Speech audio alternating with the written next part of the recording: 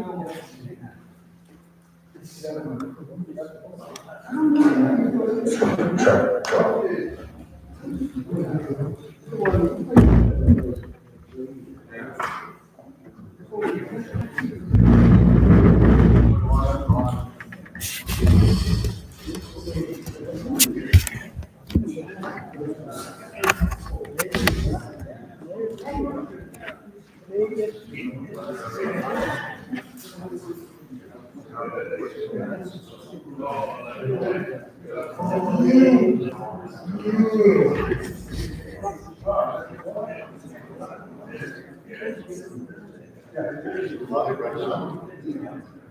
Yeah, we're ready now.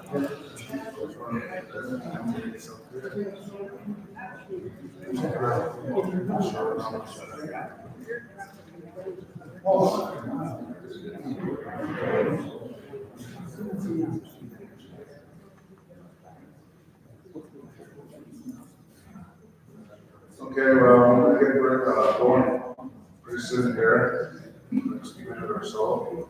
So I'd like the candidates to have a seat up in front.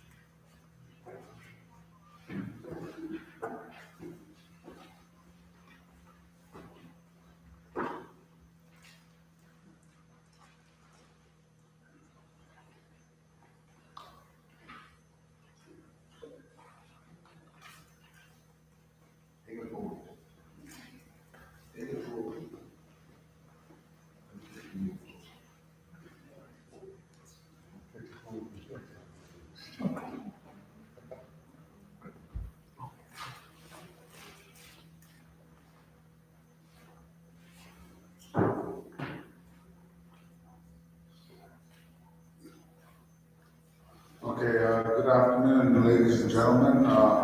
We're here in Strathmore at Harvest Healing Center Church. We're having a forum for Siksika election in 2025. So I'm here to meet and greet some of the candidates that are running for chief and council. And I just wanted to let each candidate introduce themselves and discuss their platforms. But before that, I wanted to have one of our elders say a prayer before we start. And I'd like Brian Littlesheep to do so. So here's Brian.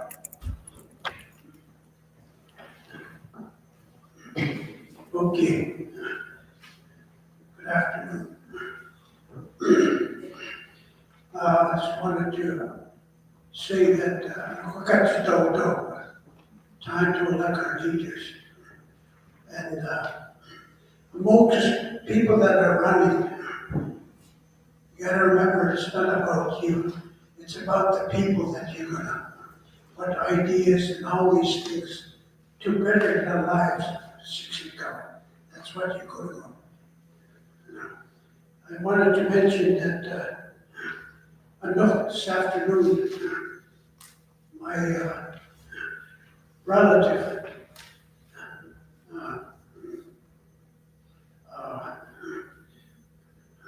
Rufus Winnipeg, he passed away this afternoon. So a lot of our people are going. And so these people that are running, you have to really, you're running for the people. Just like they say, they become your children. So there'll be a lot of things coming your way. You can't react to it, just listen to it. And look at the beach there. They're coming up right now. They may not be physically active now, but they run. They only run to the doctors now. But yeah, one of the things that I would like, and I haven't heard in the forms that I've gone, is the op reserve. Op reserve matter. And I said that the possibility of them breaking away and forming a reserve is a reality. I heard that in 1996 down in Ottawa. Get built right now. We don't want them to break away. We want inclusion. I would like to elect 2 people from the officer to represent. And there's a lot of things that we need to include in it. And we're losing a lot of our people. So my message to the people running here, it's not only about domestic politics, about how you're going to handle housing. This one's the red. Outside our door is standing the people that want to do away with Indians. All these bills that come, the separation by the province. I'm not worried about that because our inherent rights, our treaty rights are solid. We supersede those kind of provinces. But the threat is there. How many of these candidates running are educated to really understand the indigenous history of our people and their contemporary times right now? Do they even know how government works, provincial, and you gotta know something about the Indian Act. The times of in the past where you're just running for a paycheck, and we gotta quit electing all these people up because they're related to us. And I came home over 2 years ago. The first thing I noticed was bullying that keeps jealousy, and all this. And we always say we gotta do it. Every campaign, we gotta do this. So we gotta look at this. People that are running.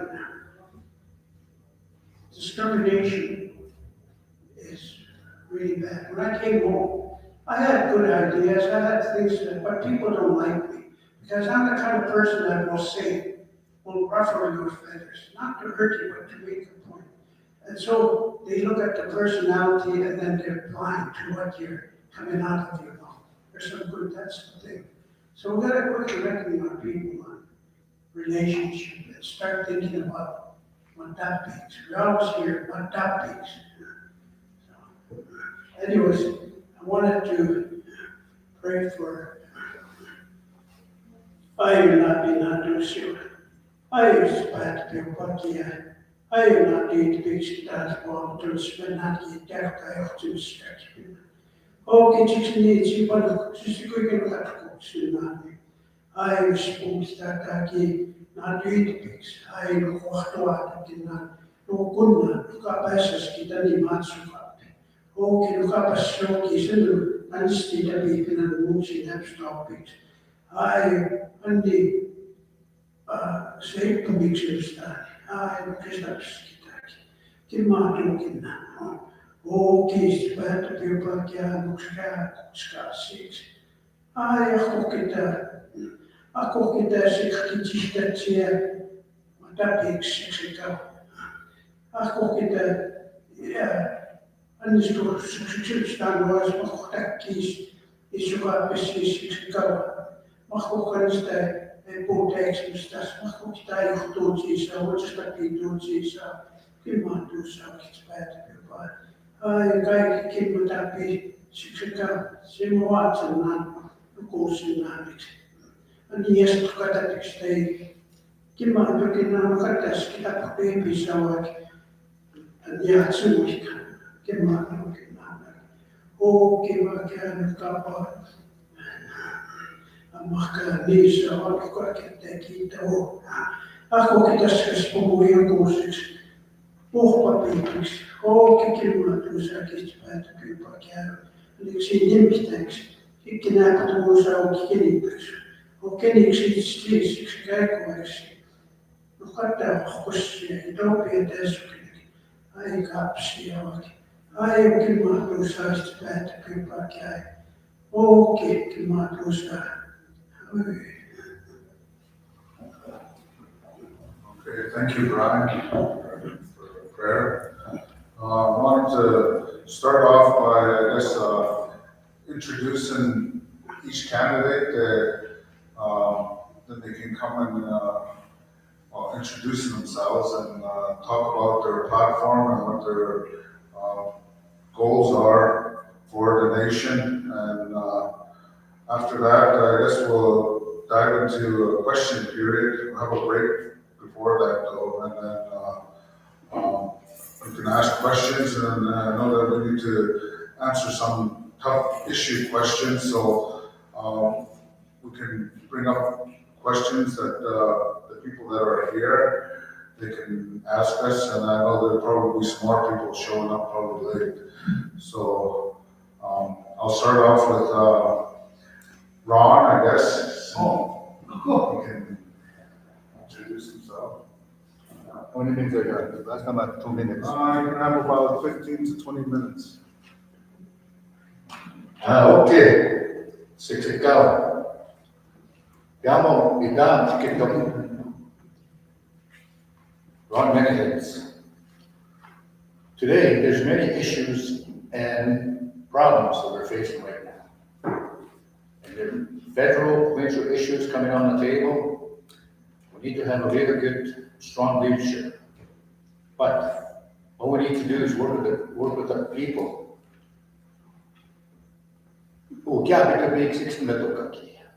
I've been out there visiting people. They have a lot of concerns, I'll tell you that. I'm here to say a few words in regards to what I want to do for the people in Siksika. My campaign is, we're going to deal with these national issues down the road. When council gets on, they're going to deal with separation, self-government, what do you want to, they're going to be down the road. Today, I want to focus on our people. We have a lot of people who are suffering today for many reasons. I've been out there. What we want to do is look at the financial area, financial statement of the tribe, and see where we're at. We want to set up some programs for our people. It's crucial. We have a lot of problems. We need to do a plan, develop a plan, and ensure that people are involved in doing this plan. The last time I ran was 1989. I was given a portfolio, economic development. My first task was to build a band office. I did that. 2, I put a bank in the mall, in the post office. You always have to look at your track record. What have you done for the people? I did lots for the people. When I was manager, I worked for over 40 years with the tribe. I put police on there, correction services, everything. But today, in my travels, I've talked to a lot of people, and some need help. We're there to help our people. Kids are going to school, post-secondary. You need to help them. Those are our future leaders down the road. They're getting some money from the nation. I think it's $15 a month. Rent in Calgary is about $16 to $2,000 a month. That's why some of our kids don't complete school, because these kind of things happen. So we need to as a council, we need to look at them and give them a hand. I propose that we will give them financial help for them to continue to complete their schools. Those are our future leaders down the road. And it's important that we support them, it's 100%, we support them. I have a nephew that's going to school right now in the city. From my house to Calgary, it's about those 2 hours. He drives every day to Calgary for 5 days a week. You know, we need to support these people, even though they're getting this money. Inflation is growing really high in the country. Food, gas, whatever, it's really high. We need to support our young ones. Provide training for them, provide training and have some opportunity for them to apply for jobs when the jobs are up at Siksika. You know, jobs are for Kistudno na Siksika. It's important that we need to support our people. And the other thing I wanted to look at is, I'm from the south, across the river from Vision area. I like to focus on the people that on the east side. I like to put some services at Siksika, including area, because everything's English. A lot of people in the east end don't have money to go to where I get services. One person told me I have to pay $40 to get to English. So those are things that come up when I visit my people. It's important for them to understand where we're coming from. I'm going to help you down the road. I think the other thing I want to stress is that obviously, the general public, we should train their people for various positions. They're not going to go to school, train them. They're pretty smart people because they've been out there. And train them. We have the Ozone College. Let's use that facility to train our people to be productive and work for the tribe. The other thing I want to look at is our welfare system is pretty high. And a lot of people I visit, some need help in regards to groceries. So I'm going to propose that we give out welfare twice a month. If that can be done, that'd be great. So kids don't have to starve. People have to starve. That's what I want to do. And the other thing I want to look at is the salary grid. What they like, how much people are getting paid. In Alberta is the lowest minimum wage in Canada. Well, can we do something to our people? We train our people. This is what I got this from some people on reserve. We train our people really good. After they get trained, they go outside the room to get a different job, higher wages.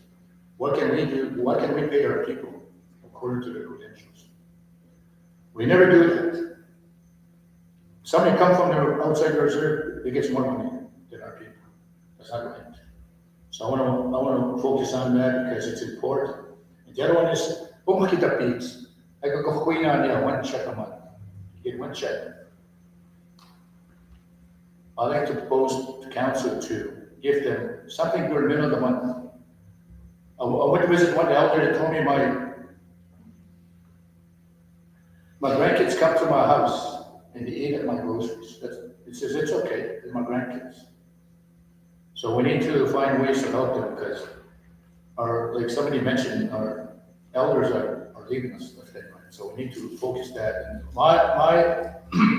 my goal when I get on council is I'm going to focus on the elders because they're leaving us. I like to help them out in the middle of the month. I don't know how we're going to do it, but the other things I wanted to focus on, I was in Calgary for that forum. I want to centralize the service area in Calgary. I don't know if you guys were aware now, this is way out in the southeast. A lot of people are saying, why don't we centralize our services right in the middle of Calgary where people live? So it's a good idea. I don't mind trying to do that, but at the end of the day, I want to meet with Madapniks. Let's meet with Madapniks and tell us what they want. Because I don't know what people want. I know them. So it's important. I hear about communication for the last 20 years. I hear communication in public. we should go out to the public and say, hey, let's meet and discuss what are your needs. And let's do a plan and help them what that means. At Siksika and in Calgary. Brian is right. Sometimes we forget. I was in Calgary too for high school and all that. And I had no place to go to get help. But at the end of the day, you're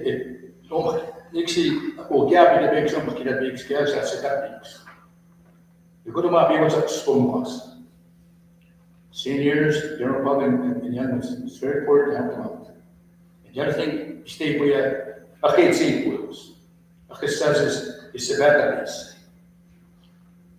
It's good. I agree with that. We should look at our language, our ways of life, and teach our young ones to continue what we're going through. I'm fluent in our language. I could speak Blackfoot all night, but there's some people who don't speak the language. I have respect for them. So at the end of the day is that it's important for us to look at how we're going tomorrow. Idaniko. Yesterday is gone. You look for tomorrow. That's your job. Look for tomorrow. What's going to happen for the people and help them out as much as we can along the way as council. So I agree with that. And before I finish, my great aunt, Beatrice Poirier, Anani, I'm going to talk about the bad piece. I agree with you. Our way, our ways and our lifestyle is changing. Ako kinsi. Kaya kasi itong tawa ko projects. Igaksi equals the bad piece. It's going to be hard for us in the future. So we have to look for ways to help our people down the road. And so my background is I'm educated. I went to the university. I worked for the strike for 42 years, and I put a lot of programs for people that could get a job now. They're still I went over there to look at the programs. All the people that they're still working in these programs. So it's important that as council to look at ways to improve our lifestyle at Siksika. Thank you. Okay, thank you, Ron. I'd like to introduce Keon. Okay, Siksika. Just one note, so please listen to. My name is Keon Dorr. My parents were the late Freddie and Ruby Dorr Niaks. My maternal grandparents were Connor and Doris Stimson, who he means that. My maternal grandparents were Simon family in Dixon. Okay. I worked for the nation for 32 years. 15 of those years were in the managerial position with Public Works, where I gained a lot of knowledge in working with the different departments, working alongside them. You know, emergency management. I worked with emergency management, when COVID hit. So, and I have a lot of experience in the capital projects, where I managed capital projects within the nation, infrastructure, roads, sewer, water, those areas. I think right now, Brian and Ron, like the nation, we're at a critical point where the federal government and the governments are trying to take away our inherent rights. And I think it's time that First Nations, whether it's across Alberta or across Canada, stand together and fight this. We can't do it with each individually. You know, strength in numbers. That's how we survived for years. You know, so I think it's very important. Those are issues. However, as candidates, I know everybody talks about education and all and that, but each candidate has their strengths and weaknesses based on their career paths.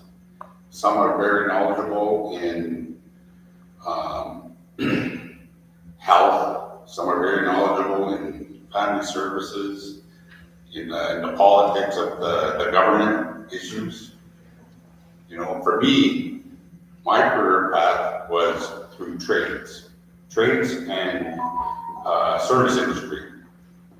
Those are jobs where it's more hands-on. You know, the nation's been so focused on jobs where it's professional designation, where you need a diploma, a degree.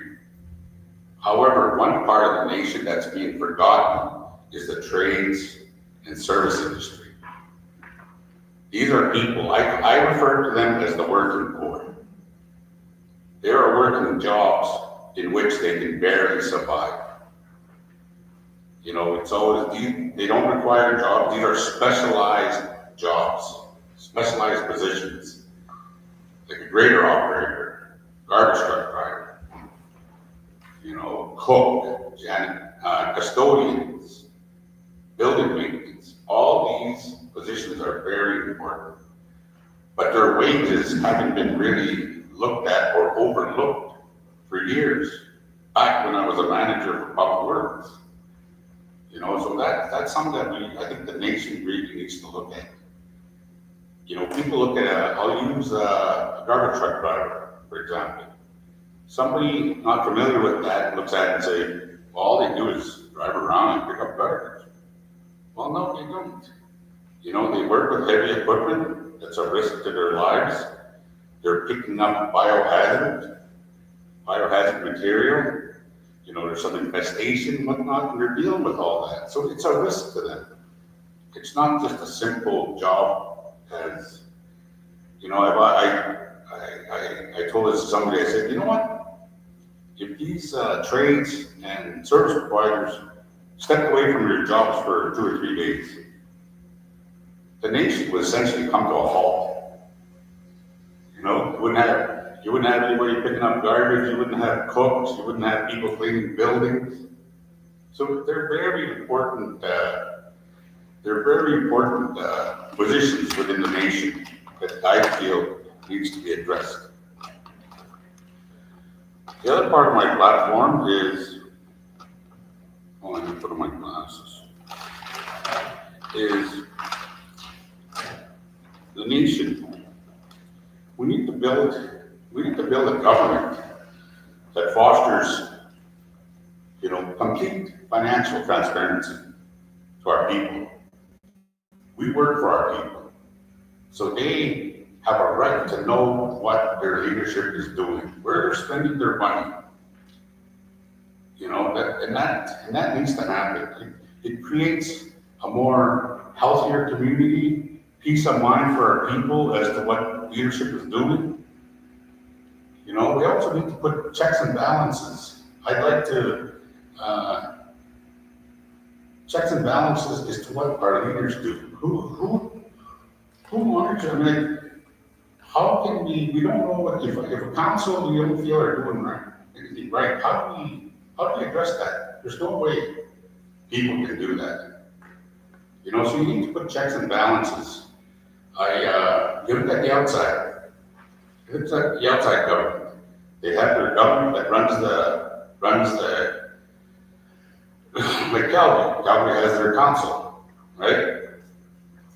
But they also have people, or lack of better term, oppositions that can question what they're doing. So that's something that I think the nation needs to look at, is how do we create that safeguard that our nation, our elected officials are doing the right thing. You know, we need, the other thing, one of my other platforms is to create a strong economic development plan. You know, we've dabbled in it, we're kind of flipping around with the, you know, with the hotels, the market and all that. We need to bring in professionals who are business minded. And they go talk with them, have them help us develop strong economic development should work for our nation. You know, so that's something that we need to look at. We need to empower our nation members with open communication. Like Brian said, we need to hear from the people.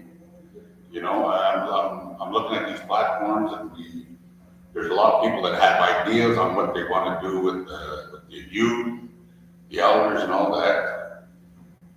But until you hear them out and see what they want, you know, we all have our ideas on what we think they want. Well, no, let's hear them out and hear what they have to say. There's a lot of people, Brian said, yeah, he just got to do a lot of our people, they have a lot of ideas. But, you know, it's that jealousy, equity, you know. And gone are the days where you can tell somebody and you get mad. You know, my grandmother my mom used to say, you know, that's what we need to open dialogue with respect again. We're losing it. We don't visit. Leadership weren't meeting with the people. You know, it's not always going to be good. People are going to get frustrated. But that's what you need to hear about, you know. So that's the other mandate. As I mentioned, I come from the trades and service industry. One thing I'd like to do is review the nation's wage scale, focusing on trades and service industry. You know, we need to ensure that these people, we need to make it lucrative for young people to want these jobs. Right now, we don't pay them enough to survive. So there's no succession plan for some of these areas. You know, you look at bus drivers on the nation. Nobody wants to drive a bus because they barely make a living off it. You know, grader operators. Well, it's evident. We can't be grader operators. Look at our roads now. You know, so those are very important jobs that we really need to look at. Okay. The other part is we need to better support our nation members both on and off reserve. You know, increase support for our youth, elders, and disability. You know, we need to work together. Sometimes departments work in isolation. We all have our own little programs that we do. And some of these programs are not providing what's needed to be provided. But I think if we work together, all departments work together, work with the people, we can come up with a plan that's gonna serve, you know, what kind of services and support we need for these generations. Right now, our future for us, it's not really about us. It's about our future generations. We need to protect our way of living, you know. It's good that we're striving and we're moving to function in mainstream society. But the bad part about that is that we're losing our traditional values on visiting each other, respecting one another. You know, that's something that's kept us grounded, you know, in existence for centuries. You know, that's who we were, that's who we are. We're gonna bring that back. And where does it come from? It comes from listening to our elders, listening to our people. You know, so the future is very important. They play a very important part in our future. You know, so, okay. And the last one is, you know, is the nation. There's been a lot of talk about the nation's trust account. The nation is sitting good financially. I like the way present council, has set up our trust account in which it's invested and the nation essentially operates off the interest of that trust account. We're not taking money from that trust account. So that's why we need to come up with a very strategic plan on how we plan to use that money if we're going to use it. You know, so we can't squander it. Years ago we had a big settlement and we used up all that money and there was nothing left for for our younger generation. So we can't, we have to come up with a very strategic, financial plan on how that trust is going to be safeguarded for our future generations. With that, thank you.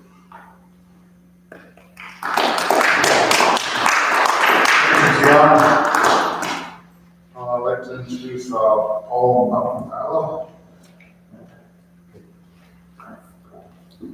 Story, like Brian said, when he passed away, my wife's first cousin, so killed him with that. Anyways, like Alfred said, my name is Paul Malcolm Powell. And a little bit about myself, I was born on the Siksika Nation at the old Blackfoot Hospital.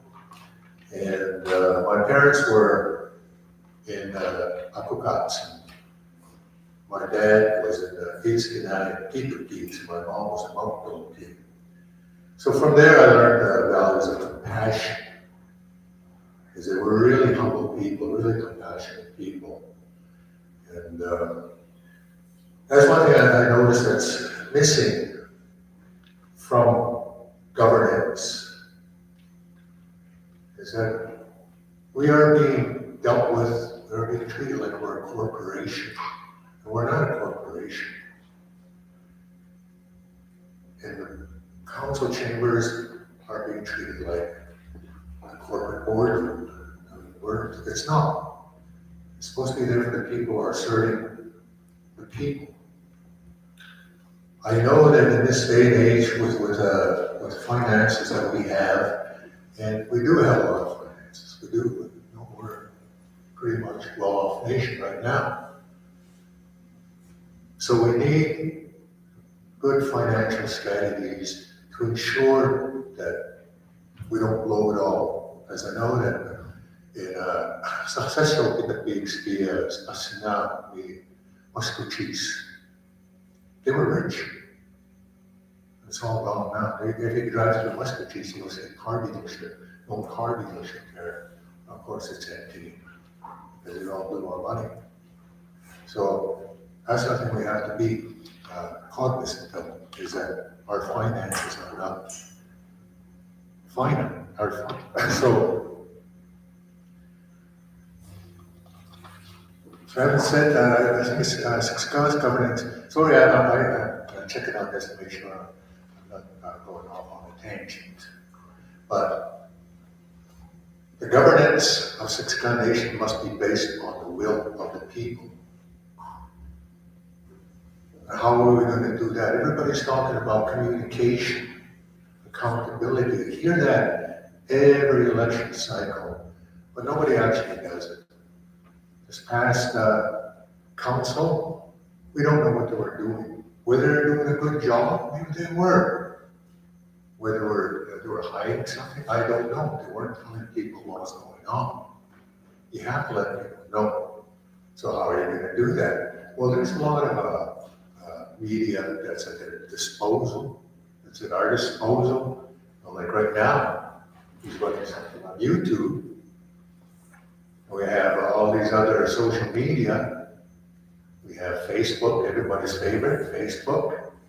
You go on there and find out what's happening.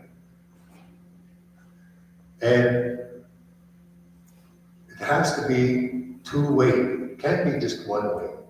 Because one thing I learned when I was getting my communication degree was that communication is from the sender to the receiver. And then the receiver responds, feedback. And that's how you get true communication. If there's no feedback, well then it's not really communication. It's just informing the people what they're going to do. And that's, to me, that's what you need to do. Like everybody has said it here too, but how do you do it? Like I said, I think that we should bring back the old open band meeting. And for me, that was, they put people on a hot seat so that they had to defend their position. They were being held accountable. And the issue at hand was broadcast to the people. All the people in their room knew about it. They went home and talked about it. It's like when I was at media. I used to tell people, if you have an issue, write a letter to the editor. And some people did, they had an issue, they wrote a letter to the editor, and people knew about it. So council or the departments had to respond.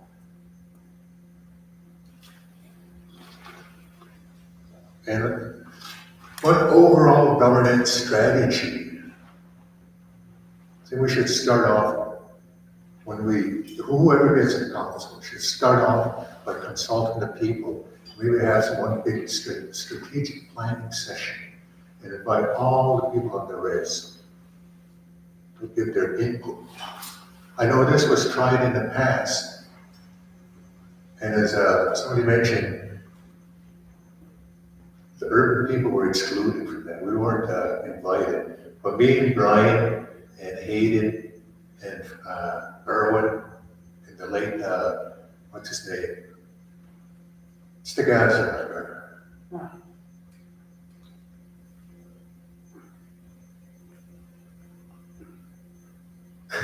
so never mind. There was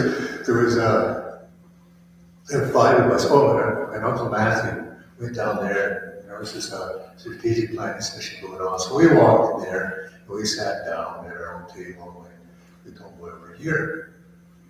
And that was because we weren't invited. The urban people were being ignored.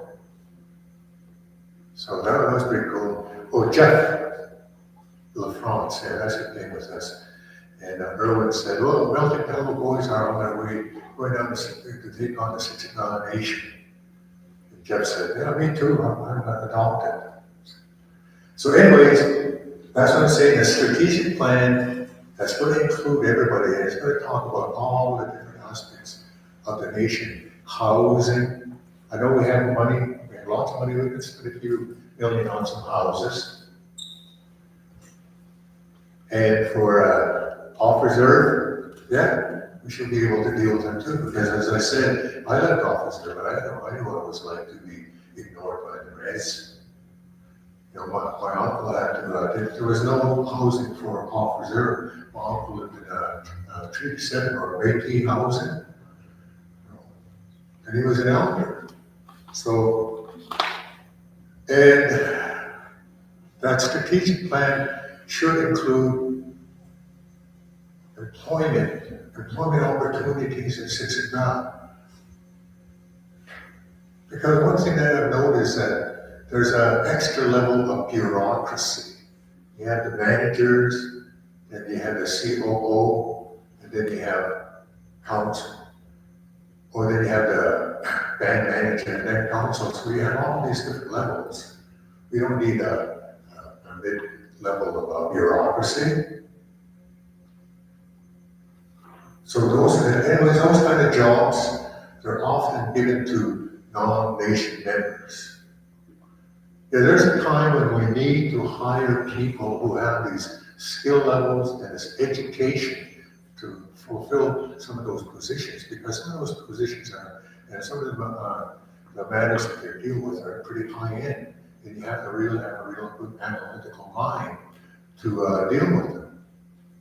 But other people in Siksika don't have that. That's what that education and those skills to be able to fill those job positions, those job requirements. And what this overall plan should also include is small business. The small businesses are the backbone of the Canadian economy. They hire people, local people, and they keep the local economy going. And that's what we need here, is to support in whatever way that they need. Because I look at on Facebook, and M&R are always asking for people to come and work there. They're providing work, they're providing employment. But that's what that plan should also look at, is sit down with those business owners and find out exactly what they need. Maybe some of them don't need anything. Maybe they're doing fine. But we should be able to look at them. And another segment of the population that I think are small business that need support, need to have their voices heard, and that's the farmers and the ranchers. The farmers, I've sat down with some farmers, I've worked with some farmers, and I know what they're going through. There was this one farmer said, everybody thinks we're well off, well, we're just barely breaking even. So there's one time this councilman went over there and told me, you're gonna have to pay a fee, you're gonna have to pay some of that money you give back, that you make back to the bank. He said, okay, I'll show you my book, and showed him his books. And he was just barely breaking even. So the councilman said, well, I think maybe you need some welfare, I will give you that. So he took it.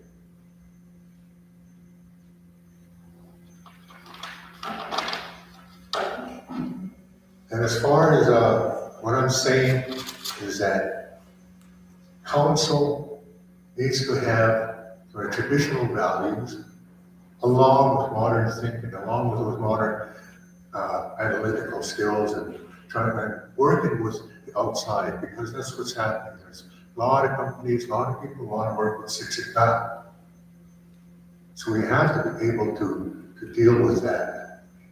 But we have to base it on our traditional values.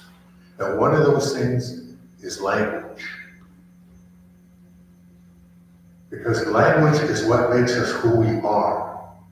It makes us Siksika, it makes us Blackfoot. And I can't stress that enough, because when I was a kid living on the res, nobody spoke English. Even when I moved to the city, we used to hang around, me and Brian and the other boys. We all spoke Blackfoot. We were walking down the street speaking Blackfoot, we were talking our own voices. We'd be in the bars speaking Blackfoot. It was just second nature. But now, not too many people speak Blackfoot. At least some people understand it. It is important, and I support every effort to teach the language. To not only teach it, but to revitalize it. Because we're almost talking about colonization. We're almost talking about this is what the white man has done to us. This is what the settler population has done to us. And one of those things they've done to us was our language. So let's reverse, let's battle that colonization they're all talking about. And start learning our language and our culture. Because that's what makes us Siksika. We'll never be, if we ever do get to that point where we're all just a bunch of brown faces, we're speaking English, I think that's what one politician said one time. You guys won't be First Nation. You'll just be a place where a piece of land where all these people are sitting on there, their brown faces, and will speak Blackfoot. There you go. Who's the next brown face? Okay, thank you, Paul. Kendrick, 3 sons.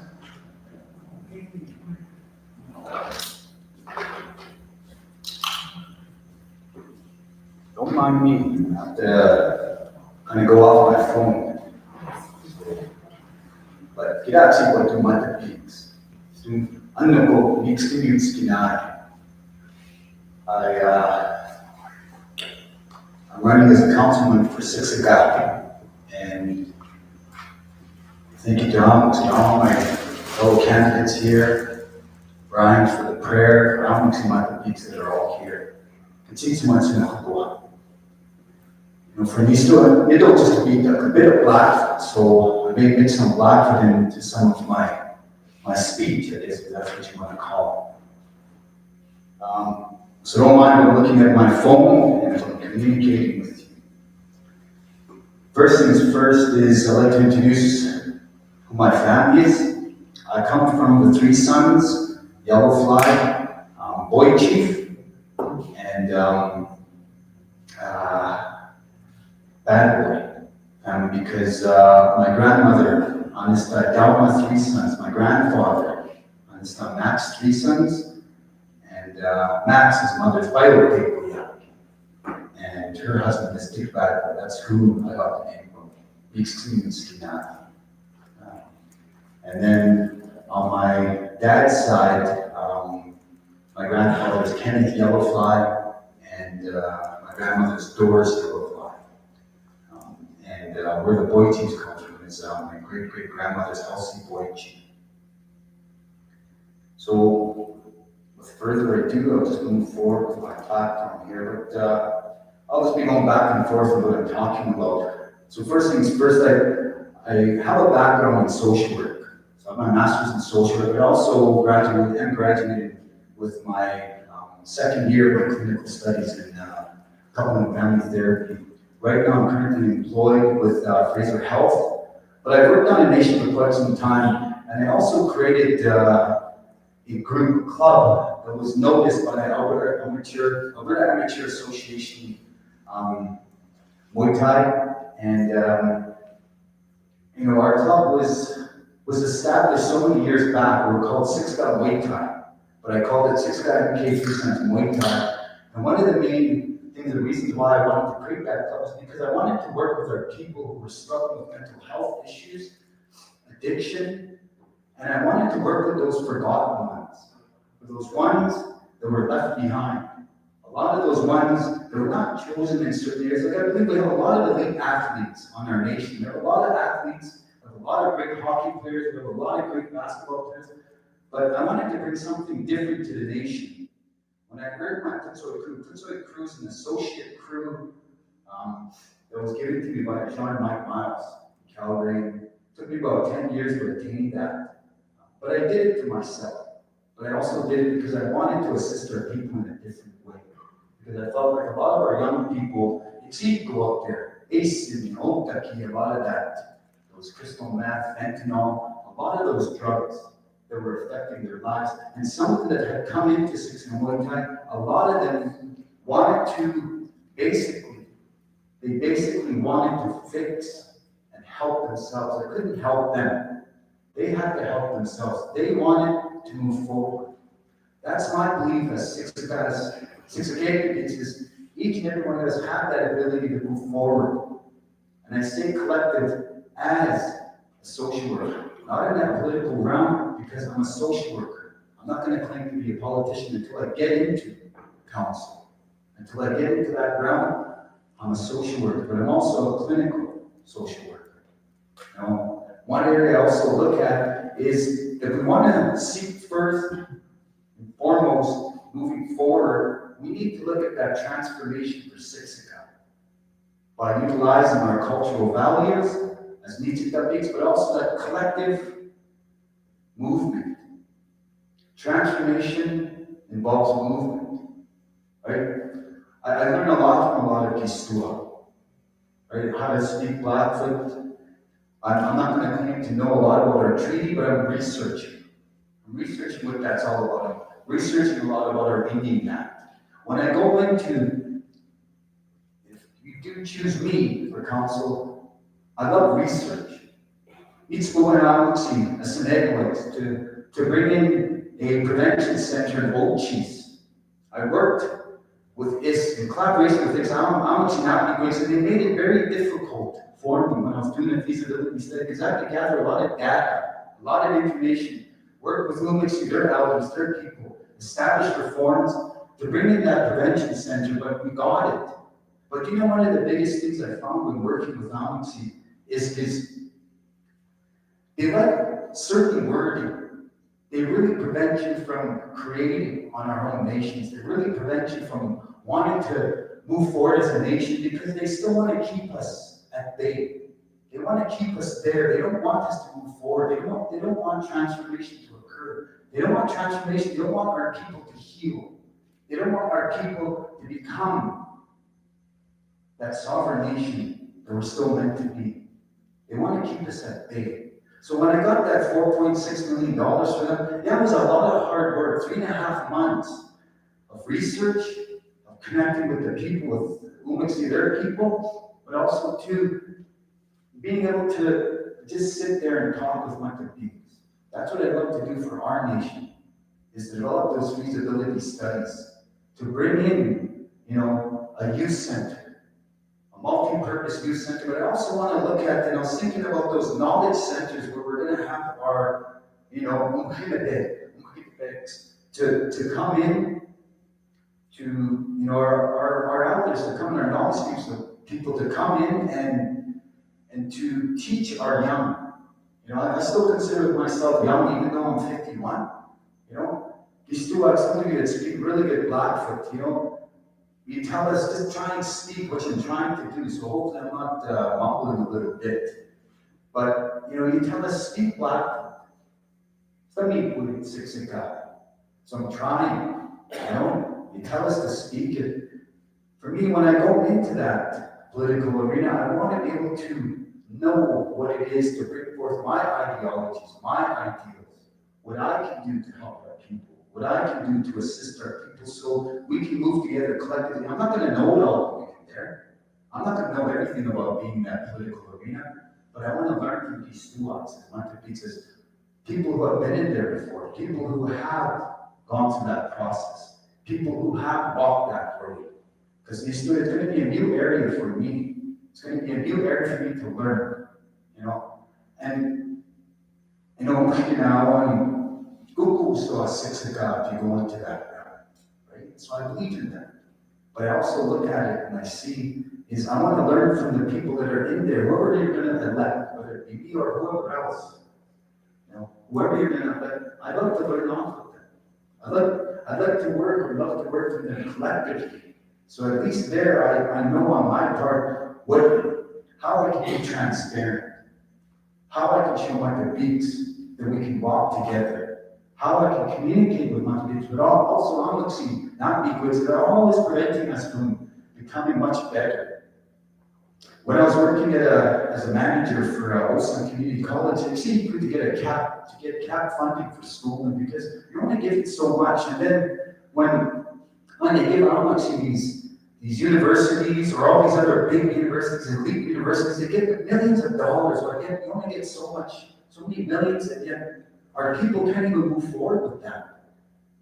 Some of my colleagues here were talking about, you only get so much as a student. You're right, because I was in there. I was a manager for so long, post-secondary manager, and you're only given so much, then you have to give this huge report to the government and let them know how much, and then they only give you so much cap funding based on your population, but it should be more, it should be millions. The other thing I looked at and what I'm hearing from my fellow, future council members or people that are already in there already is, the trades, being able to bring in programs for our people.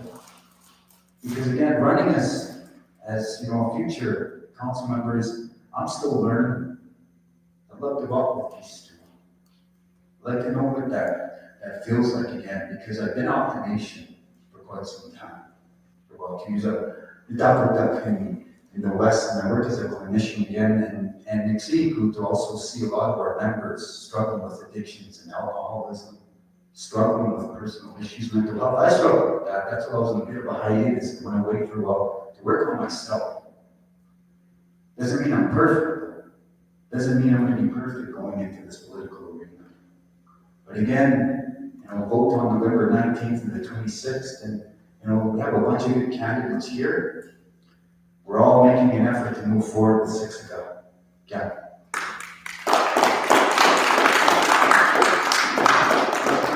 Thank you. I'd like to introduce Wesley Waterchi. Thank you, Alfie. Yes, I can put some notes down on my phone, water communications, keeping track. Just a little information. Oh, I'm sorry, Brian. Thank you for the prayer. Much appreciated. It's always best when we start with prayer. As a community, it keeps us grounded, and we know where we're coming from.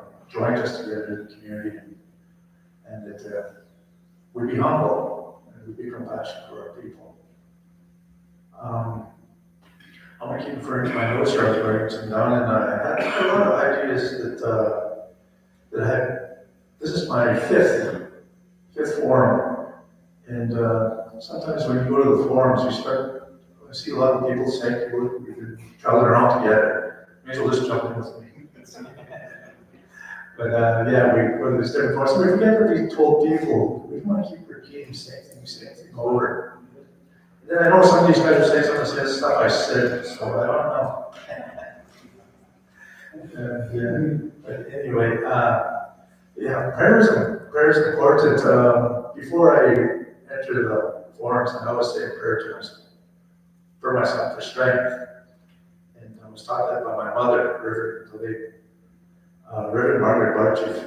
And my father is Raymond Barchief. I'm Danakwakitsa. A little bit about my work history.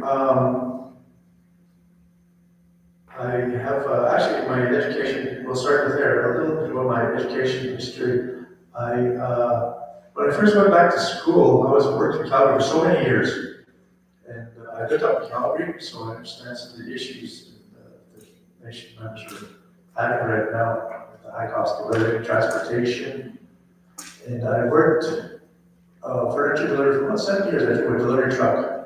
One time I lost my job, and my sister said, "Why don't you go back to school?" And I said, "Oh, I don't know." And then she talked me into it, Lord. So I did. I went to I started Olsa Community College, upgrading. From there, I moved over to ABC downtown Calgary. From there, I went into Mount Royal, which is called the AEP program, Aboriginal Educational Project, where you get your high school equivalency. And from there, I went into mainstream studies at Mount Royal College. That was college at the time, and mainstream studies. And then I got accepted into the program, to the communications program, and I graduated with a degree in communications, specializing in journalism. So that's a little bit of my educational background. I keep thinking about whether to repeat it, because we keep seeing to say the same things over and over in each forum, and it's really repetitive. But part of my upbringing from my mother, she was a counselor for 18 years, and she taught me, when you're working for the people, you listen to them, and that's where you get your direction from. And also with my training in journalism, you're taught to listen. You listen, you research, and then you put that information all together, and then you present that to the people. So I got a lot of experience. I worked for the administration as the Siksika representative. When people want to know about the nation, I was the person they would go to. So I'd be teaching different communities how to mainstream society. Or even if there was some kind of a news media, I'd be the key person they would come to, and answer the questions or point them in the right direction. I also did public relations for the administration. So when we did some press releases, we meet the media down here, and I was the person responsible for that. So I've got a lot of experience in that. I'm also a former council member. I was under the chieftain of Vincent Yellowwoman. I served a term, and I gained a lot of political experience from that. In the PR, I worked under 4 different chiefs and 5 different councils in those 13 years. And then if you come to Vincent, that's to be the 5th chief. So I learned a lot. Each of them have their strengths, and I learned off of them. They taught me a lot, as I can see. You were talking about planning with the community. I was part of that process. I was a communications person. I believe that was Leroy during his term. He got the boards, all nation members developed boards, commissions, and tribunals, and we got planning started right from the very beginning. We got that right from the very beginning, and that's the way you should do it. I got a lot of stories about my experience in dealing with issues. And when I first started working for the nation, I got hired on in public relations. And And within that first month, I got right into it. I get out of the frying pan right into the fire. That's when the FNGA, First Nation Governance Act, was coming out. And the federal government, they wanted to announce FNGA, and they wanted to stage it by the Siksika Nation. And so the chief at the time was Adrian Stimpson. So he came to my office and he told me, this is happening. They wanted the federal government want to come here, and they want to announce FNGA. Could you write me something? And I said, yeah, sure. And he said, what I'm going to do is I'm going to get our lawyer as well, and he's going to write me something, and I'll look at them, and I'll choose which one to present.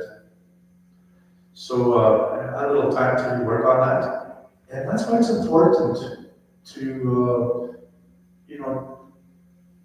be a Siksika Nation member. You know, from our perspective, I was born and raised on the nation, so I knew our perspective, and I still know it. And so what had happened after we wrote something, FNGA, the chief asked us into his office, so we went in. I won't say the lawyer's name, we went in, and he read mine, and then he read the lawyers, and he put up mine and said, I'm going to read this one, I'm going to go with this one.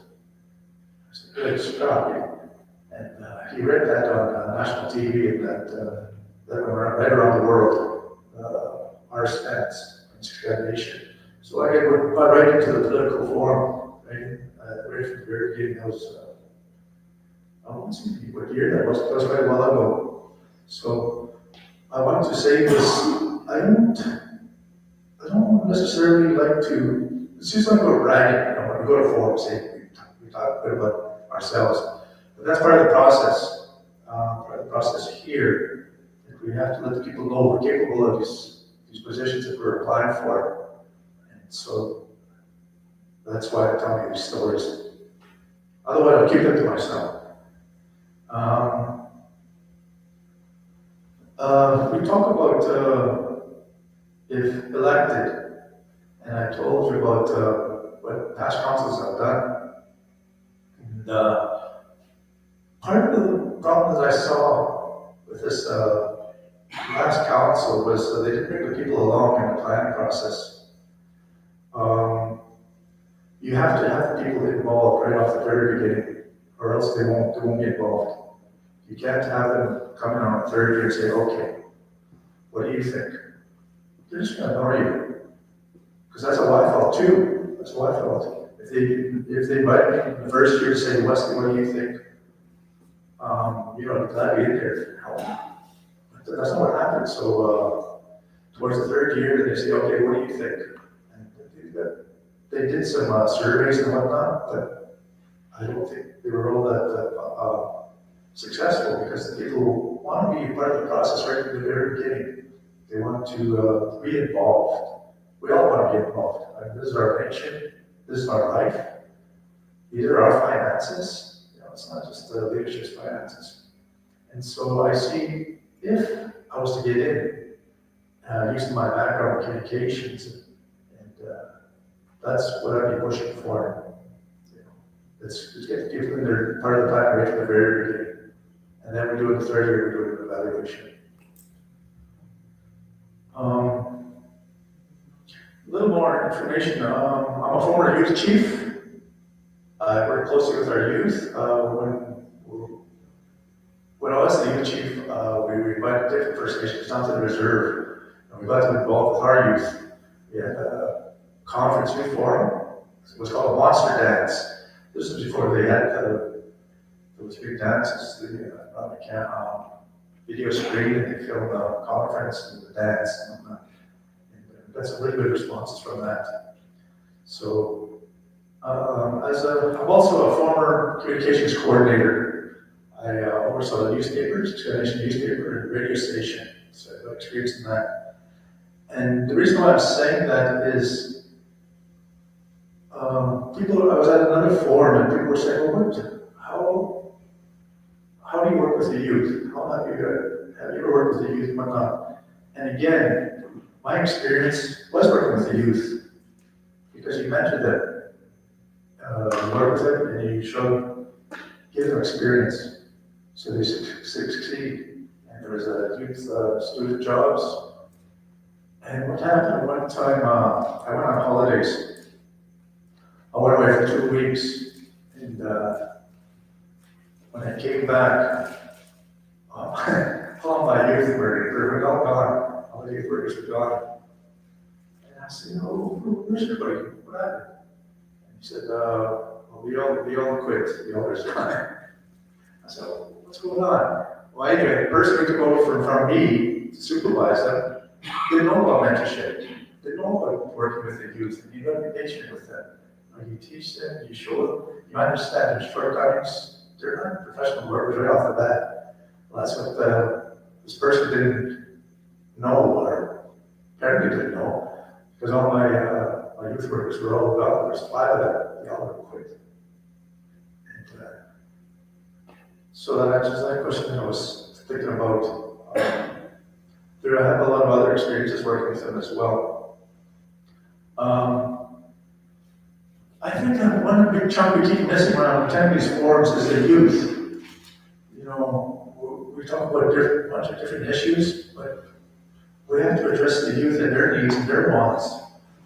We have to bring them to the planning process as well. I've spoken with some, and I've attended some of the forums and some of their questions that they brought up as well. The youth, they want hope and encouragement. They want to be part of the planning process. And it's also important to keep our youth busy with options. You know, like skate park and whatnot. This will help them stay from drugs, wandering off the drugs. I remember when I was young, there was not much to do on the reserve. So one of my friends comes knocking on the door.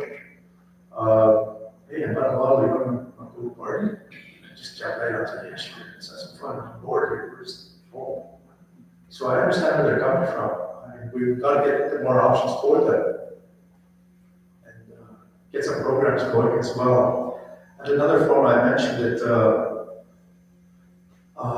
if elected, one of the things that I would help plan for with the people is community centers. You know, one on the east side, one on the west side. And if we use those right away, we can use them for programs such as safe from drugs, health, culture, elders programs.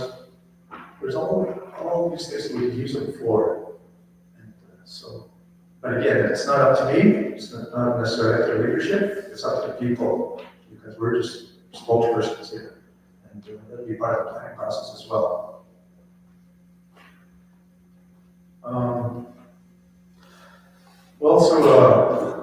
In terms of our youth, I talked to some people tonight. Thank you for your input. They're mentioning as well that we can support housing, support our youth with housing when they pursue their schooling, offers their. When I went to school, I remember how hard that was. The band wouldn't fund me, because they have to know for sure that you're serious about school, and so I had to go to different options to get funding for my schooling. Once they found out that, yeah, okay, he's serious, and then they funded me, and I was able to move forward. But yeah, we need more programs to help the youth. They're our future, they're our now, and let's support them. But anyway, I won't drag this on too long. Again, I mentioned this is my 5th forum, and it gets a bit repetitive, but it's good to see everybody, and good luck in the upcoming election. Thank you.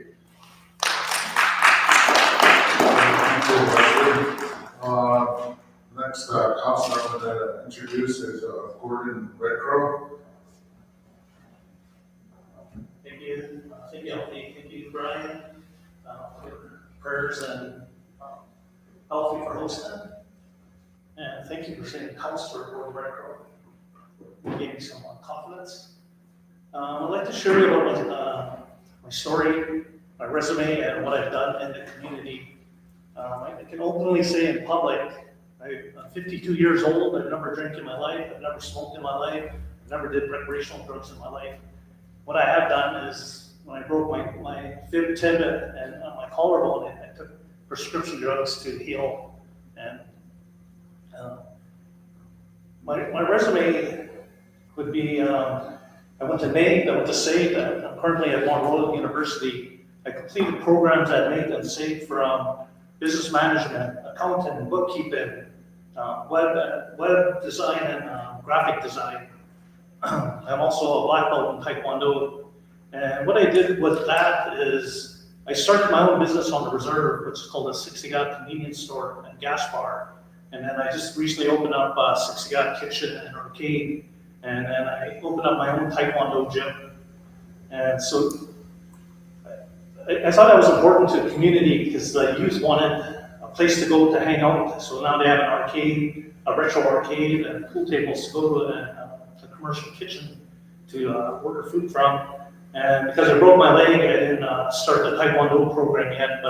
But once I'm all healed up, I'm gonna bring that in. And why that Taekwondo program was important is the main things you learn in Taekwondo is self-discipline, self-respect, and that's going to help them in whatever they pursue in the future, whether it's education or traditional ways.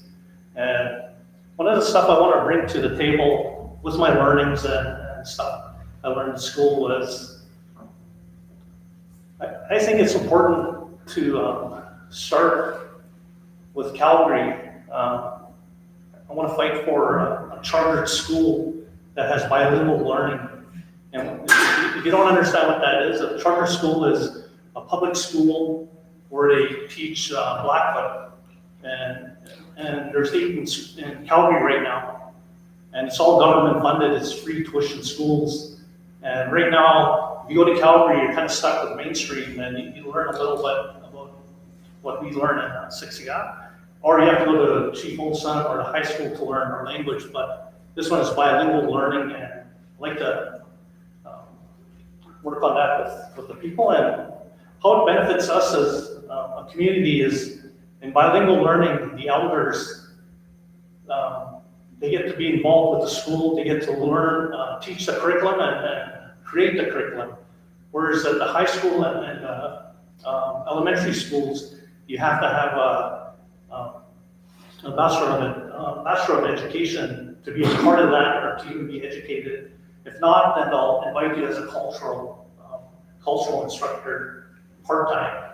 But a charter school, you're fully involved and you guys create it. And then one of the things I focus on is accountability and transparency. As I went to school, they taught us that in accounting and business management. And I've seen the red flags in Siksika. So example, the FNFTA, First Nation Financial Transparency Agreement, the government gives us $40 million to Siksika as an example to run their operation. And in return, there's responsibilities. The government says, okay, I'm gonna give you $40 million. After the fiscal period, I want you to disclose how that $40 million was spent. However, Siksika in the last 3 years haven't disclosed anything. And that's kind of concerning for me as a nation member. How that's over 3 years, that's 120 million unaccounted for, but it's supposed to be disclosed.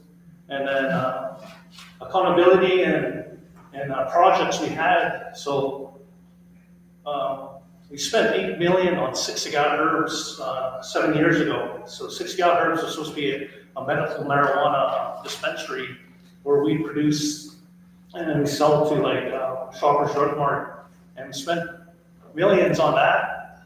Exact numbers might be like 8.1 million, but where's that program? Money was spent already, and I don't see that. Also, we bought hotels, Calgary, Edmonton, and Kananaskis, and this year we sold our Edmonton hotel. We spent 25 million on the Edmonton hotel, and we sold it and got 31 million back, and I don't know where that money is. And so those were concerns I like to bring up regarding transparency and accountability, and I'd like to bring back open band meetings. 7 years now, we haven't had an open band meeting, and in the open band meetings, they benefit us because chief and council tell us what they're going to do with our money, what projects they have going, and they keep us in the loop with open band meetings. So 7 years we haven't been in the loop, and I really want to focus on that. So in elections, that's the stuff I'm gonna be fighting for. So thank you guys for coming up.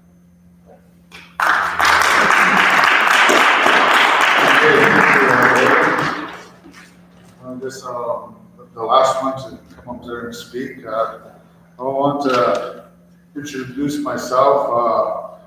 Okay, natapit Natanaku stomach seas come out, the Buffalo Boy. My name is Alfred Lowhorn, and I'm running for council. And I come from the Lowhorn, Bluebird, Royal, and Little Light families.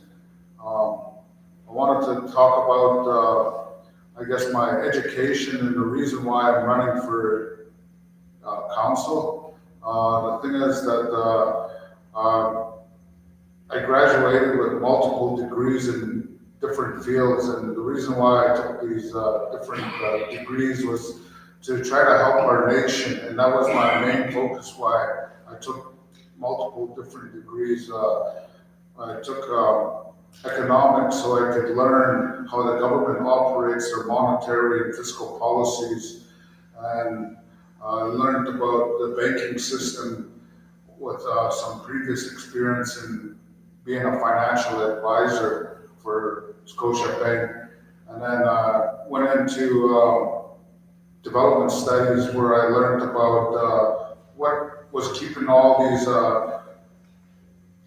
developing countries down, why they were in poverty, and the main objective was there was political unrest, dictatorship, also mismanagement of funds, and the mindset of the people was mostly the reason why people were kept down in poverty, because they thought that they were supposed to be poor. So the things we need to change the mindset of the people.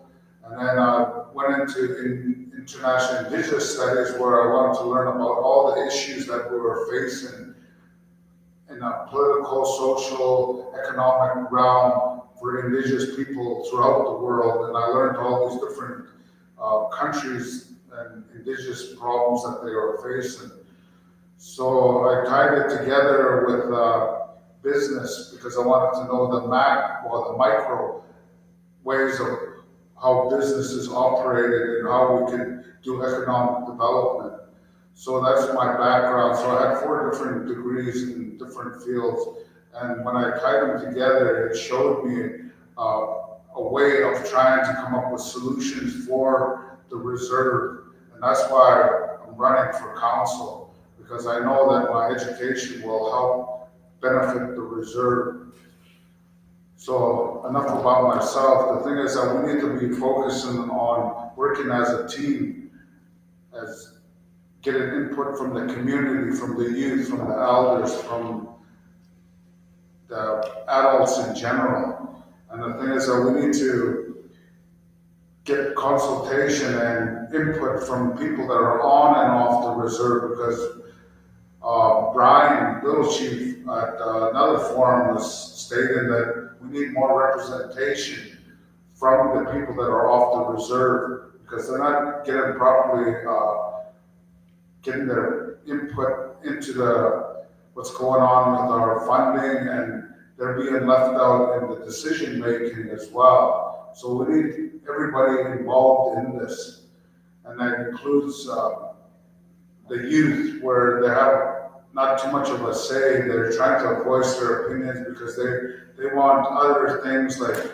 basketball courts, they want skate parks, they want all these community centers and things for them. Because if we develop these youth programs for them, that keeps them occupied and keeps them focused on developing themselves and their skills, instead of when there's nothing there for them, they either turn to drugs and alcohol, which is a bad thing. So we need to connect the dots properly and make a plan on how we're going to progress as a nation.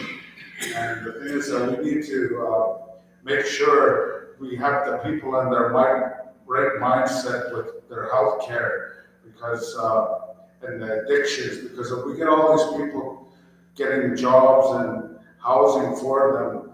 The thing is that we need to make sure that their mindset is in the right place, so when they do get their jobs and they're able to go and perform properly instead of, quitting the jobs and slipping back into their addictions. So we need to have aftercare programs as well. So once people go to treatment, they get out, they're able to progress and be transitioned back into the community properly. So we need these things, and we need to discuss the solutions, because like Kendrick was saying, that we don't all have the answers to them, but we need to get the answers from each other. And somebody might have one solution, we might not agree, but the thing is that we need to communicate with each other. And sometimes some of these issues that we bring up, people are going to get mad about it, but the thing is that we need to do it in a constructive way, where we have constructive criticism, and we've got to come up with solutions for it. And sometimes we need to focus on the issues, not the persons, because then people start saying there's lateral violence. I know that we need economic development for more businesses in different industries. So, because we can't just focus on the hotel industry, we need to be making businesses for different things in the community, so we become self-sufficient. And then we need to expand in agricultural areas and creating regulations for the land and resource uses.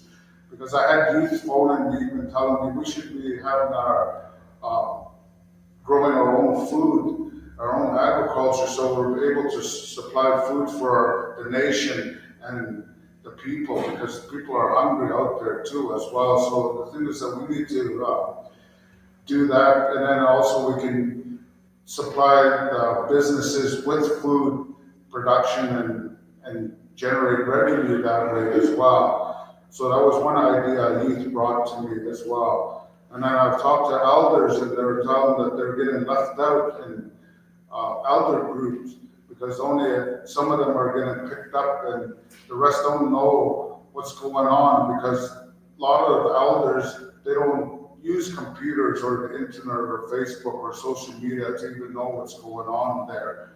And some of them don't even know when there's events going on. So we need to communicate with them. And also, I was told that some of them, they get sick or they're even dying in their place alone, and nobody checks up on them, and they won't be found 2 days later. So the thing is that there needs to be some kind of communication where they're having welfare checks on these elders and making sure that, even just a phone call to make sure that they're okay. And if they don't answer, maybe go to their place and check up on them, just to know that they're okay. So the thing is that there's a lot of different issues that we need to address. Also, we need to create our own tribal force. I know that they're trying to do that and implement it. And also they need to, because I brought this up to a while back, and I even brought it up to Sina's police force, that they needed to generate their own revenue. And they started doing that by giving speeding tickets and following bylaws and that, and court systems.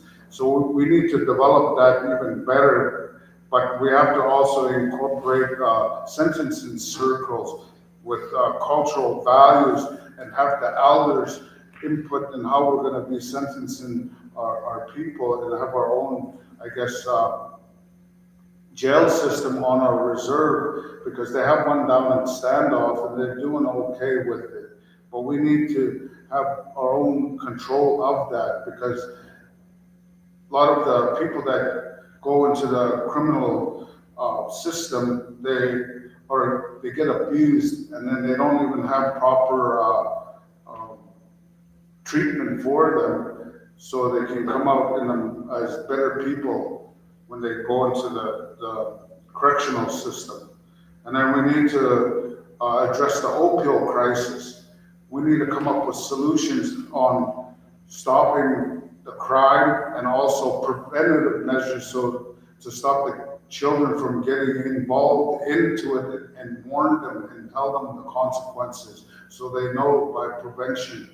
And then we need to advocate for murdered and missing Aboriginal. And the thing is, I got ideas, we need to have a way for women and girls to be able to alert police if something happens to them, maybe an app on their phone or even they have a medical alert, have push a button to when they're walking on their own to warn that they're in distress. So somebody can check up on them and even GPS on them. That's up to them, if they want to do that, for protection. So, and then there's also the political and governance. We need accountability and transparency and eliminate unnecessary expenditure. And I want to promote equal representation for all Siksika communities because some communities throughout the reserve and in Calgary, they want different things for their community. Some want like skate parks, some want community centers, places to play bingo. So the thing is that they need these things developed. We used to have them, but because of the flood, a lot of them were close beside the river. They got wiped out or they became obsolete because they weren't maintained properly. So they need to rebuild these infrastructure for the reserve.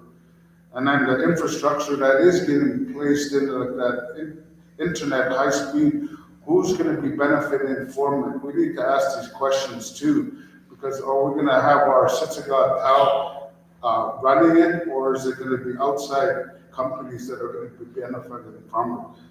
And then also we need to address the Indian Act, the Canadian Constitution, and reconciliation issues that we keep on talking about. Reconciliation issues. Are the government really doing what they're supposed to do with those 94 calls to action?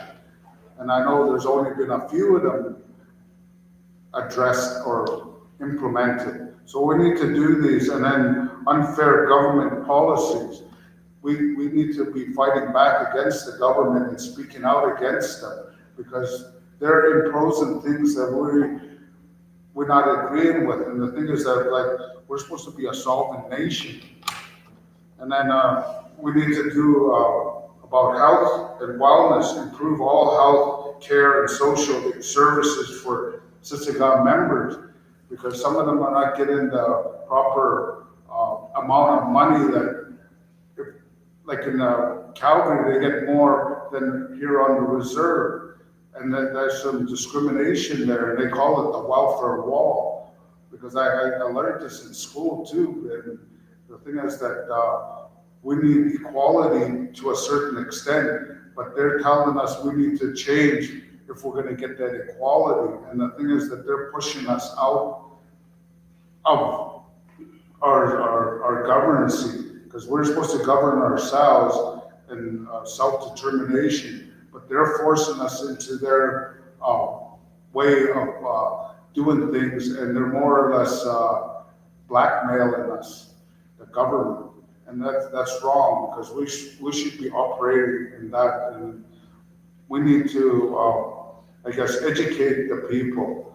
So increase opportunities and advocate by more funding for education and employment and development.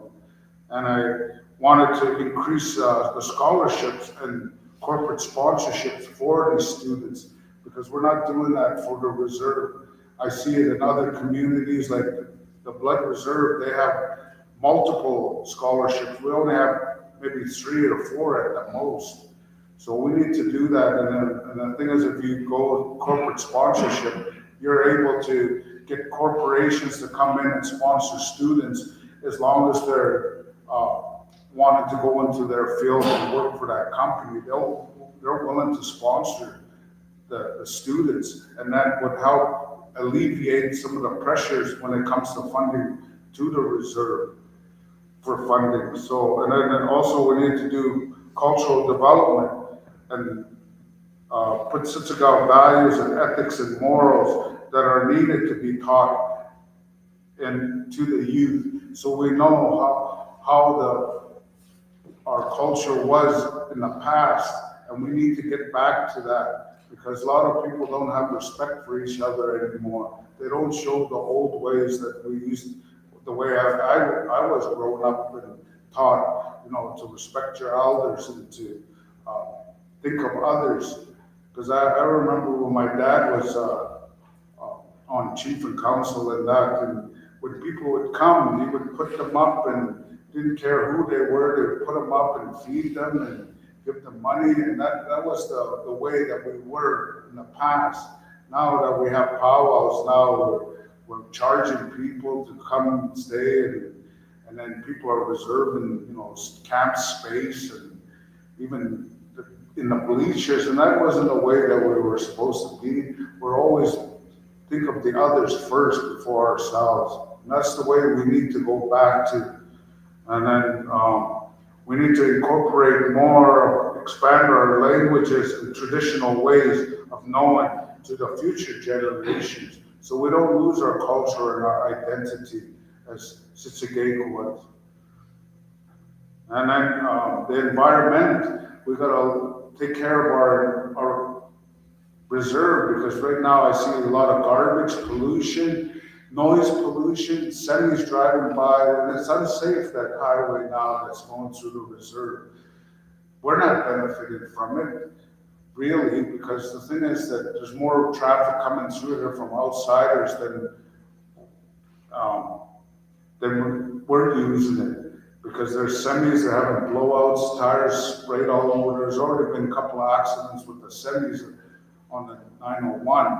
So the thing is that we either put on way stations and benefit from them, or even have toll booths that are going through the reserve, because they're bringing a lot of traffic in there. And the thing is, if we need to maybe create more economic development on the main route, stores and that and businesses, but the thing is we need to make sure we have a balance with it, because if we start letting corporations and businesses come over and build infrastructure on there, and we lease out that land and we go privatize, the thing is that it happened in BC, where they start building these companies and that they start going through the reserve, and then when the lease is up, we try to get back that land. They're going to say, well, you're going to have to pay for that infrastructure that we put on there to all those buildings, and then we can't pay for them, so we end up forfeiting that land. So that's why we have to watch out when it comes to self-government. We need to look at all the particulars and all the stipulations and all the things that are with it, because if we rush through this, we can make a big mistake in doing so. And we need to have consultation and talk amongst ourselves and hear all the input from everybody, not just from the lawyers that are trying to push this through. So that's that. And then we need to develop some campgrounds and tourist information facilities for all the places that are historical to us, and develop better. And then law and order. Okay, I already went through that, sorry. But anyways, I think I talked enough. I think we'll take a break, and then after that, we'll have a question period. And maybe about 10-15 minute break, and then we'll resume. Okay, thank you.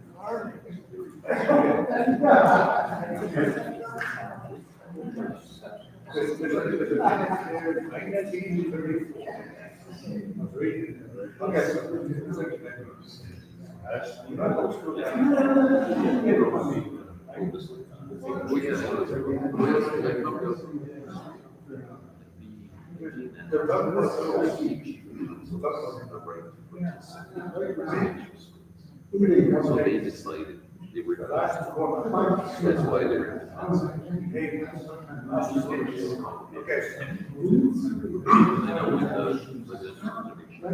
know with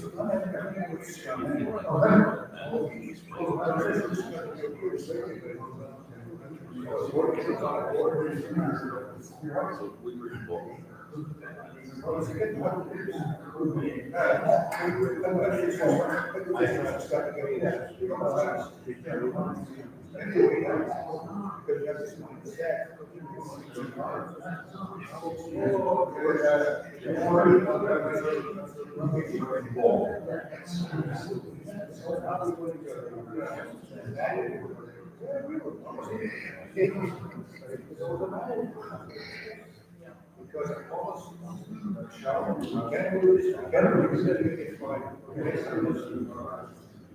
It's really bad.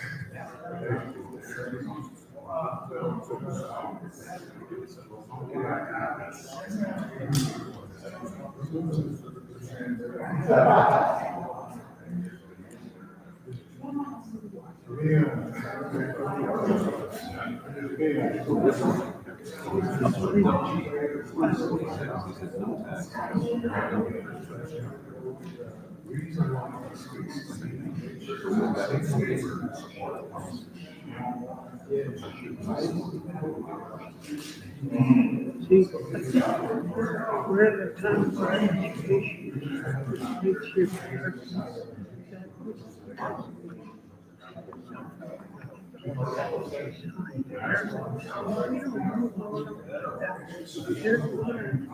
just like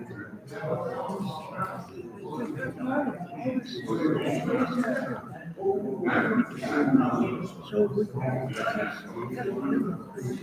Well, the issue with self-government. it's been sticking that right from when they first introduced it.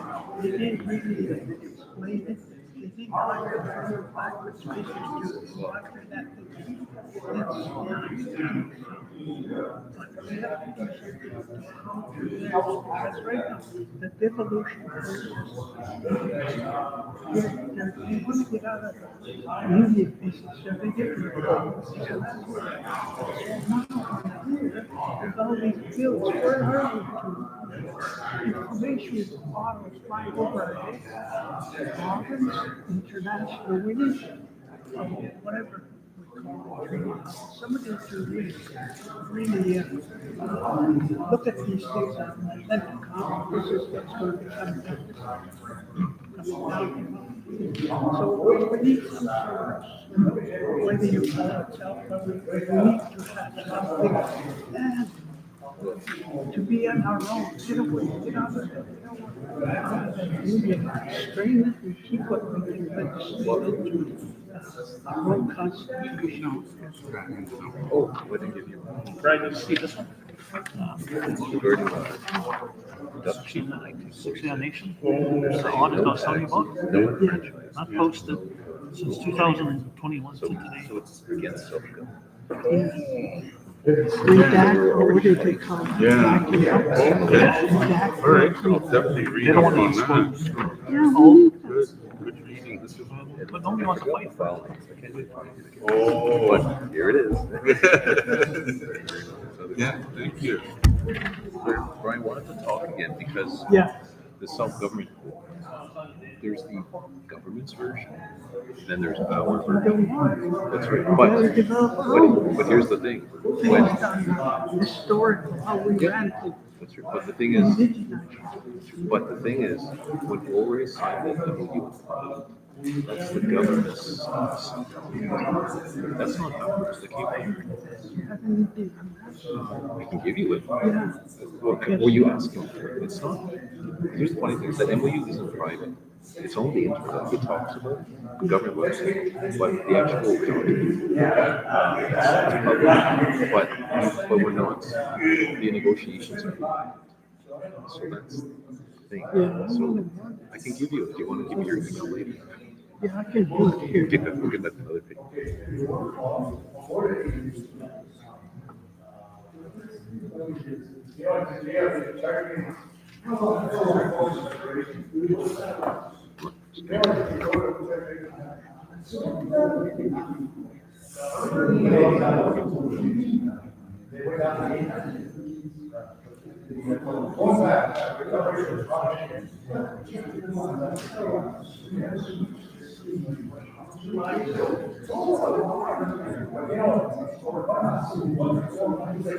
There's this Siksika.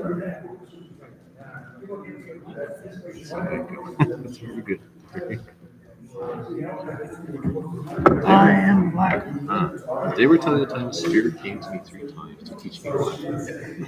It didn't work. So that spirit was really frustrating. So when I die, I'm gonna meet the spirit. I don't know what you didn't learn. You left too soon. Jeez. Yeah. It's just disappointed spirit. I woke up, I felt really bad.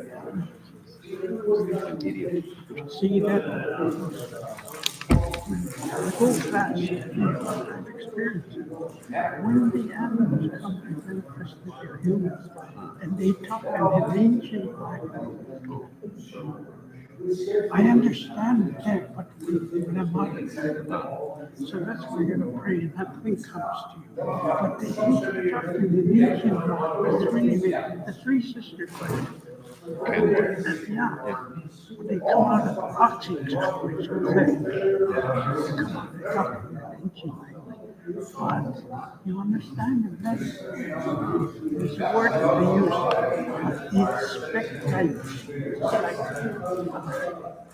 smoke. We walk among that smoke. So we go to they use give that expectations. We say it ups below the sisters and walked in the easy. Just like scoot.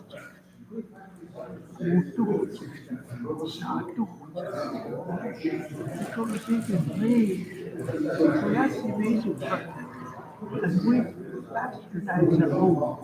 My sister's name is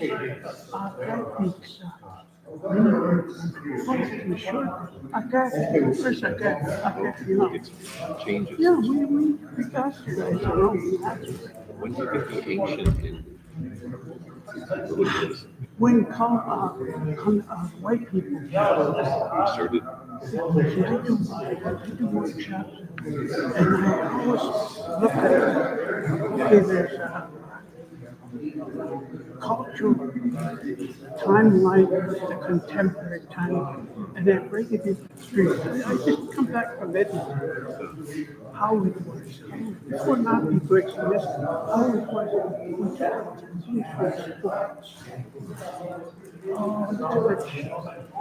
Everything. Kinship roles, respect, women were equal. Men were physically strong for a reason. But the men, the women, tell me, in your days,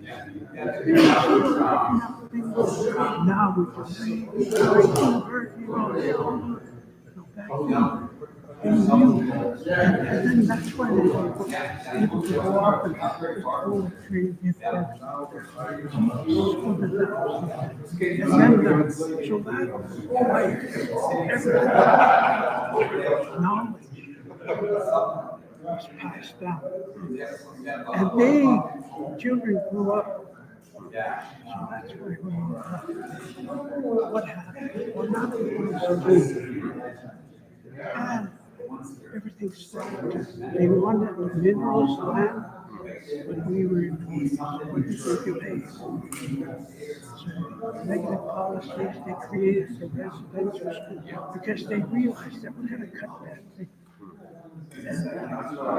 So once your person went through that threshold, open their grades, language, their life changed forever. And then, see, our parents taught us respect in society and everything like that. Respect and everything. That was affected because they were gone. Some were here, some until they were 16 came home, and they were strangers to their own family. And so nobody ever told me about you. Remember, the only thing that came out is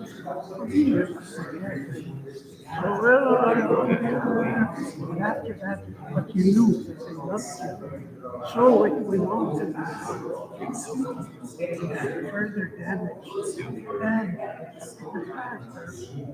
that they took kids, very smart enough to get but and then the 60s. So that's how it was. All that negative there.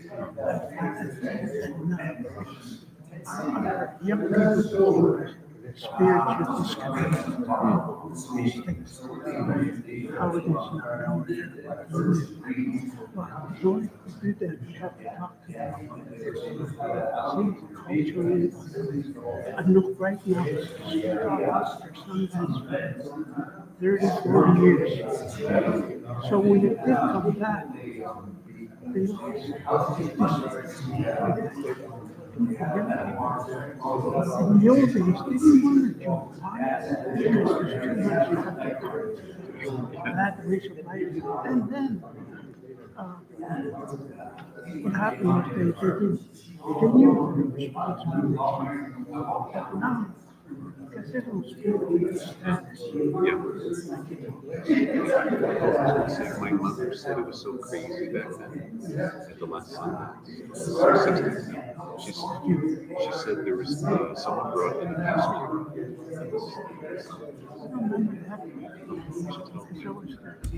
then I asked, put it on Facebook that Royal together. So someone brought a Raleigh to the sun. It was just, so it's been a bit weird. Because I was there, in fact, the film I did, 1965, being Gabby and Arthur, these old people, they were having hand games. And I was standing there. And my shirt, Gabby and Arthur, we were basically that's what you're see the windows hand games right there. Blinking.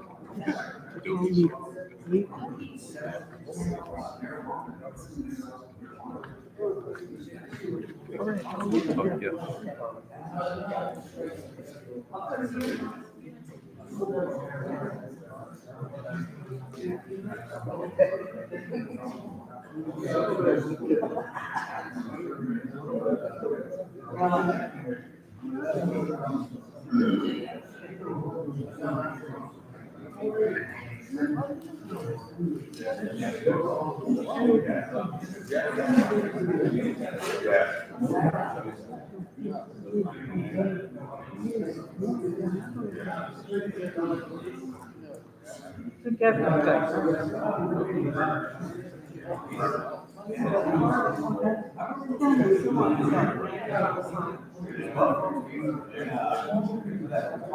Yeah.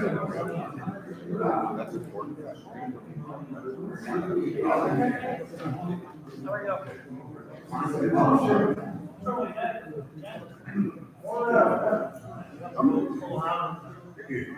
Yeah.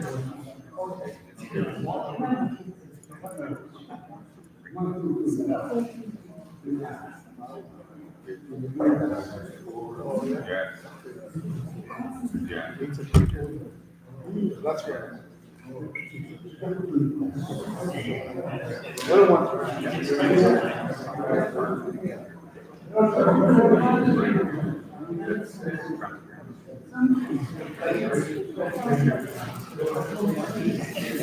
No.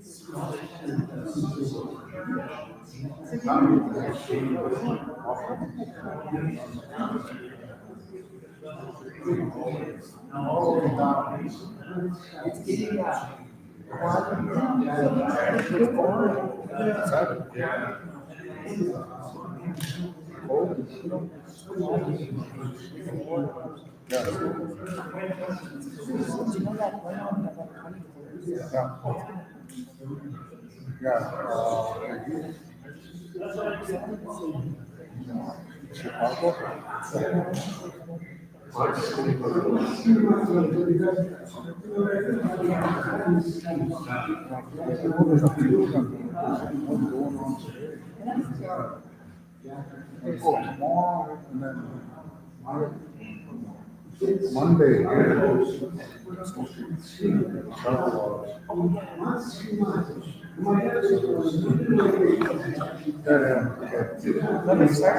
Just wait for Logan to come back.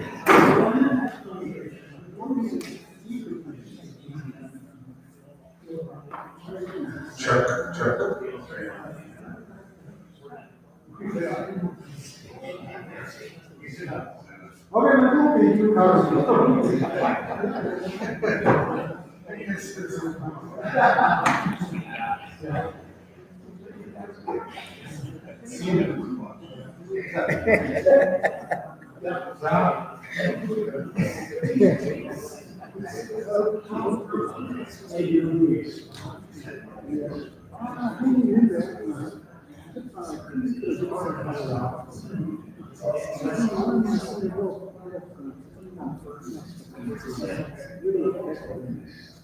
Okay,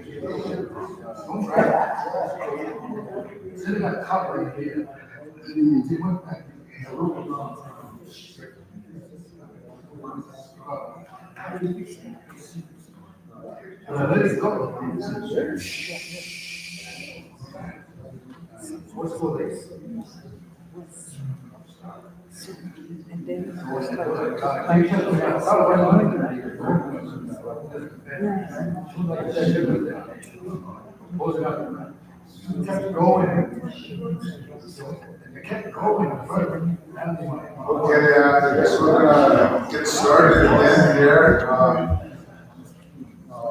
We had a latecomer here. I want to introduce him, Dogi Big Snake, and let him present his platform.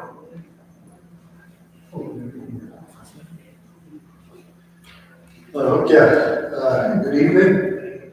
Well, apologies, I was in Lethbridge, so I had some business there as well. Going to go see my grandchildren.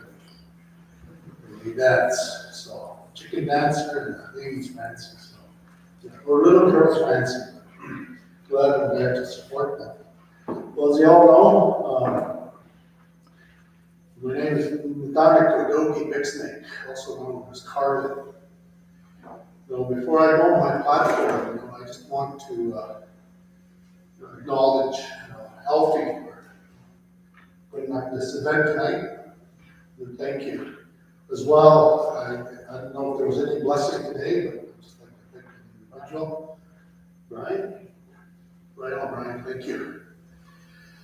As well, and whoever was all here today, come here and listen to all the candidates. My nominators, both my sons nominated me for nomination day, and I thank them as well.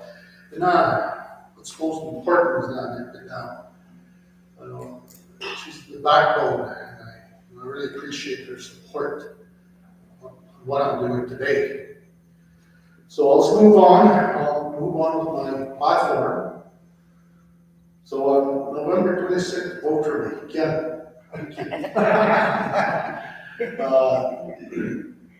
No, at this time, I'd just like to, first of all, I'd like to commend everyone of the candidates who have put their names forward to lead our community of Siksika for the upcoming elections.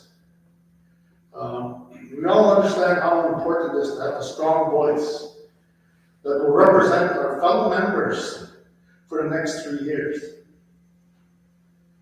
I stand before you to let me be that voice. I've been very instrumental throughout my lifetime as a Siksika member in all capacities. I have lived on a nation and I'm well aware of the majority of the matters that need to be addressed. I feel that leadership needs to listen to our members, as the answers come from us as a whole. And I'd like to encourage that we be respectful during this campaign. We tend to speak like the world outside. The difference between them and us is we're all related. We are connected as well. In the end, after the elections,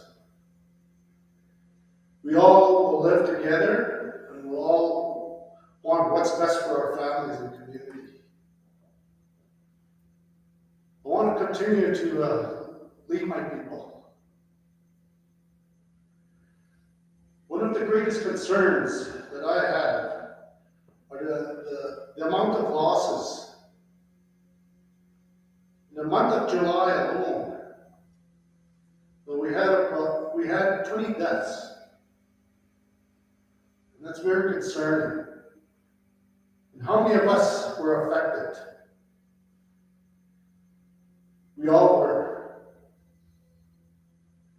We need to focus on why, how we can help those to create a better quality of life. We have to deal with this collectively. Over the years, I've been out of the loop, but I had to take care of me. And now I'm ready to come back, stronger than ever. Throughout the years, we have all lived together. And I've always shown my strengths in leading the people to the best that can be. Well, vote for people that have your best interest. People that will believe in our membership. A leader who will work with you, your family, and the ones to be born. We need to think of our future, and this vote depends on you. Let's be a stronger nation that our past leaders led us to. Your decision will provide the direction you choose us to be in. When you build the team that will make us all proud. A team who will create unity within the nations so we can all work towards the same goal. In ending, listen to the credentials. Based on your votes on accomplishments, work ethics, integrity, foremost empathy and confidence.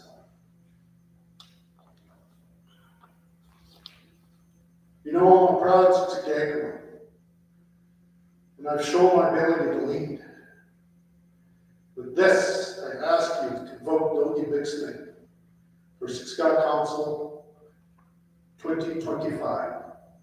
Thank you very much.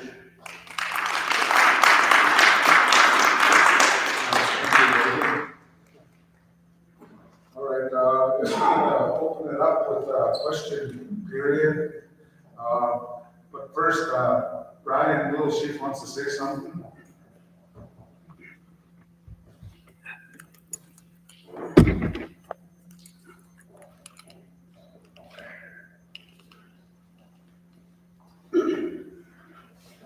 I just wanted to mention the previous chiefs, the grand members, Vincent and Bob and them. But these are just some of the things that you candidates have to keep in mind. Is that, what is the role of the present, the people that you elect to? There's a general understanding that as Siksika Nation members expect the new elected people of the nation to develop a strategic plan.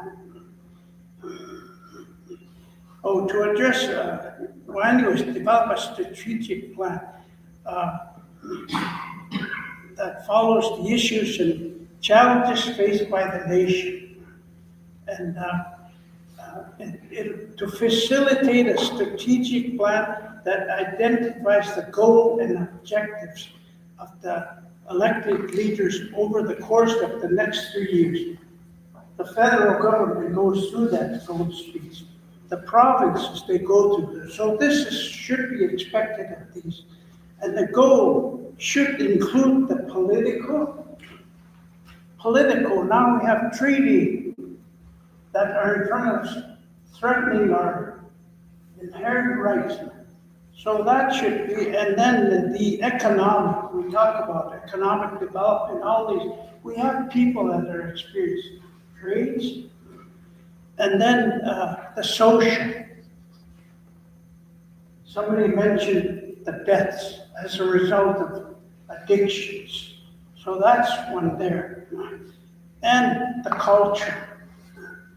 The cultural revitalization. And anyways, I have the stats. There's about 320 fluent Blackfoot speakers, and they're dying. These are the ones that can revive our language.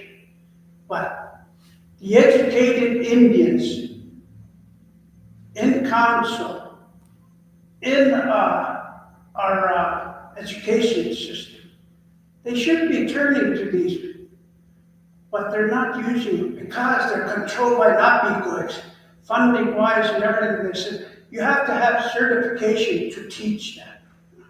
That's wrong. We should utilize those 320 and develop an immersion. Right from the time classroom starts, you have one elder in there that's strictly taught. That's the way I learned. My parents didn't sit me in front of a chair, start writing it, syllabalizing it. No, they spoke it. And we use facial expression, body language, hands to teach that. The way they're doing it now, these fluent speakers I go to. Anyways, that's the social. So, that plan, strategic plan, has to be done within 90 days and shown to the people. But to start this process, you have to involve the people. In the past, they had working groups. When council was doing that, in that 3 months they were developing that thing, they would call in the youth, one youth to sit out there, and they'll gather the bigs to help in this process. And we talk of inclusion of officers, there's nothing there. We should elect 1 or 2 youth. And that youth can create a youth group and a working group that would, because right now we're always saying the youth are the future. That's bullshit to be talk. You need the youth in there to tell them. And if they have a working group, they can come. So we need to do that. It's not happening right now. And that, the other thing is kind of a radical approach to, in the years of the people. When I mentioned electoral reform, let's break the reserve into 13 sections.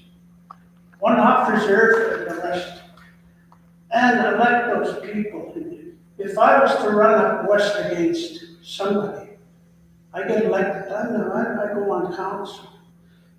My daughter is married in Shoaldice, you can't vote for me. There's too much nepotism, too much hiring of people that are relatives. The other thing is, let's hire our boards. Let's elect our boards rather than taking applications, because these, well, I still call them division managers. They got control, they got influence who they want there. I don't want to get elected because that's not money, not. And I ruffle people's feathers because who are you against? They don't look at what's coming out of my mouth. They look at the personality. Oh, I hate that guy. So they go. They don't see what's coming out of my mouth. But anyways, I just wanted to do that. And the last thing is that I'm not stupid. I've had some degree of education. I've got high school, college, university, but nothing that says I completed. And so I'm very knowledgeable in a lot of things. I'm very inquisitive, factual research, do a lot of that stuff and everything. I know about the political stuff. When I went to university, I took contemporary issues, traditional and contemporary. And so I know how the government works and this and that. But I can't run because I don't have the education. I can't use my arithmetic because they have math. Well, that kind of thing, you know. But I think I have a thing that alternative to high school. We have a accredited, recognized education institution in a college. Why can't they develop a curriculum? Maybe a 3-month that can be broken into four quadrants. And the first quadrant, because past elected people, they get elected for the paycheck. And they don't know anything about the workings of the government. The Indian Act, they know these things. So in this thing, the first phase, you would talk about, it would be teach on pre-contact. How it was before Nazi came, how we lived, how we governed ourselves, how we did justice, just like what the Siksika is doing right now. There. And Blackfoot history. Blackfoot ways of knowing. Blackfoot's philosophy. Traditional leadership. We're using a European leadership right now. But back then, management and governance, how we took care. Minor chiefs were hunting. They all had assignments. Blackfoot sovereignty, what that means. And the second one would be when contact happened, what happened? Treaties. We signed treaties. The Indian Act. Have some knowledge. Indian residential schools. Talk about that. And then roles of chief and council, and I just mentioned those things, because that's a colonial system. Portfolio, status Indians, colonial and assimilation, loss of Blackfoot sovereignty. And the third would be the economic development. Teach that. And then last is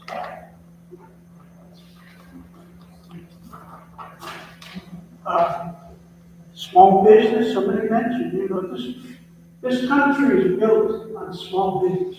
They are willing to give money because they get taxes. So we have to support that. Up the starting, right? I think it's 25,000. Move it. They can match it out there somehow. And Section 30, people need to know about Section 35 and Section 25. UNDRA, what is UNDRA? That's a UN thing. Constitution. Indian Act, like I mentioned. Federal policy on Indian self-government.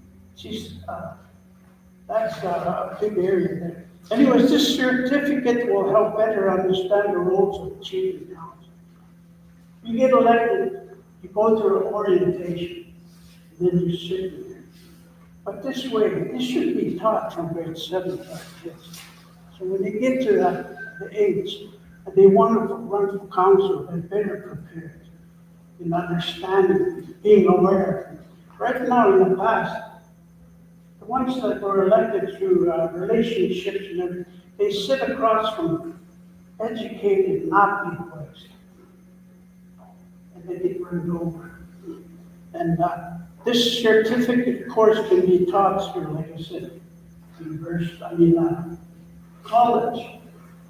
And the people running for council next time around, at least will have a better knowledge. Because right now we're under threat of treaty.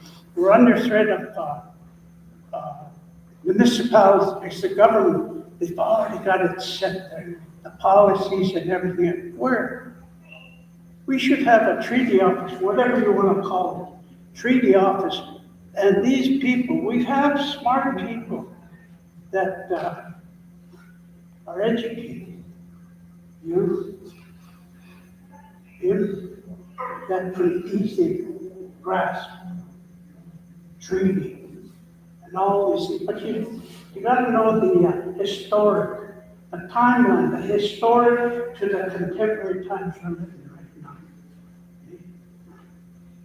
And it's all in there that they need to do a strategic plan, economic, social, cultural, and political. And we're talking about people talking, but we centralize it. So anyway, that's what I thought I'd have time to get my groceries and take them home, but so my wife keeps texting groceries, so they're up in the car. Anyways, thank you, and good luck to the people. Just remember, you're running, it's not about you. It's about what you do better the lives of your children, if you should be elected. How are you going to better the nation? So that's a spiritual teaching in school. It's not about you. You take what you have, take it and use it. Thank you. Okay, thank you, Brian. I guess we're gonna open up a question period here, and, I guess anybody that's out there, wanna raise their hand and ask a question, and, just, give anybody. Huh? Yeah, you can respond to what he said. I just want to know if you want a response. Oh, okay. Yeah, well, anyway,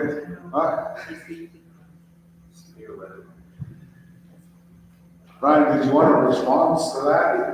What's that? Did you want a response to that? I didn't hear A response to your concern. Your comments, do you want to respond? well, if you can, anyways, Okay. yeah. Okay, Doggy. Remember in November. Yeah, no, I think you're absolutely right, Brian. Strategic plans are very crucial in moving forward to look at that future. You know, I've been involved in a lot of strategic plans. The only downfall of that, it came from the leaders. It went back. And with my platform, when I say the answers come from Keystone, our membership. And like you said, I agree with you 100% again. We've got very, very smart people on our nation. Some are not running, and they're well educated. You know, we've been hiring people off reserve to work for the nation. That's not right. We got to utilize our own people. And my platform, like I said, I've been out of the loop for 2 terms. Now, I have time to reflect. The first time I went to council, I had the idea of, okay, I'm going to do economic development, I'm going to do a swimming pool, I'm going to do that. Was I ever wrong? Because I didn't realize the other 12 other colleagues had different ideas. For example, if you're going to do economic development, Wayne is doing swimming pool and so forth, you can imagine how much discussion and debates and time that's dealt with in the chambers. So that was one of the reflections that I had in there. So what I did, everyone else in my chambers, they just put on their boots, tied them up, and they took off, trying to get those swimming pools and so forth. But who did you forget? But that is. So this reflection that I had is I'm going to turn back and I need to see my people. They are the ones that have to do the strategic plan. They are the ones that should give the directive to NINEX. NINEX enforces that. It's going to take some time, back and forth, till we get it right. And I agree. Our treaties are under threat. The governments, those are threats as well. But our people have those answers. And we need them to help out NINEX to get to that point.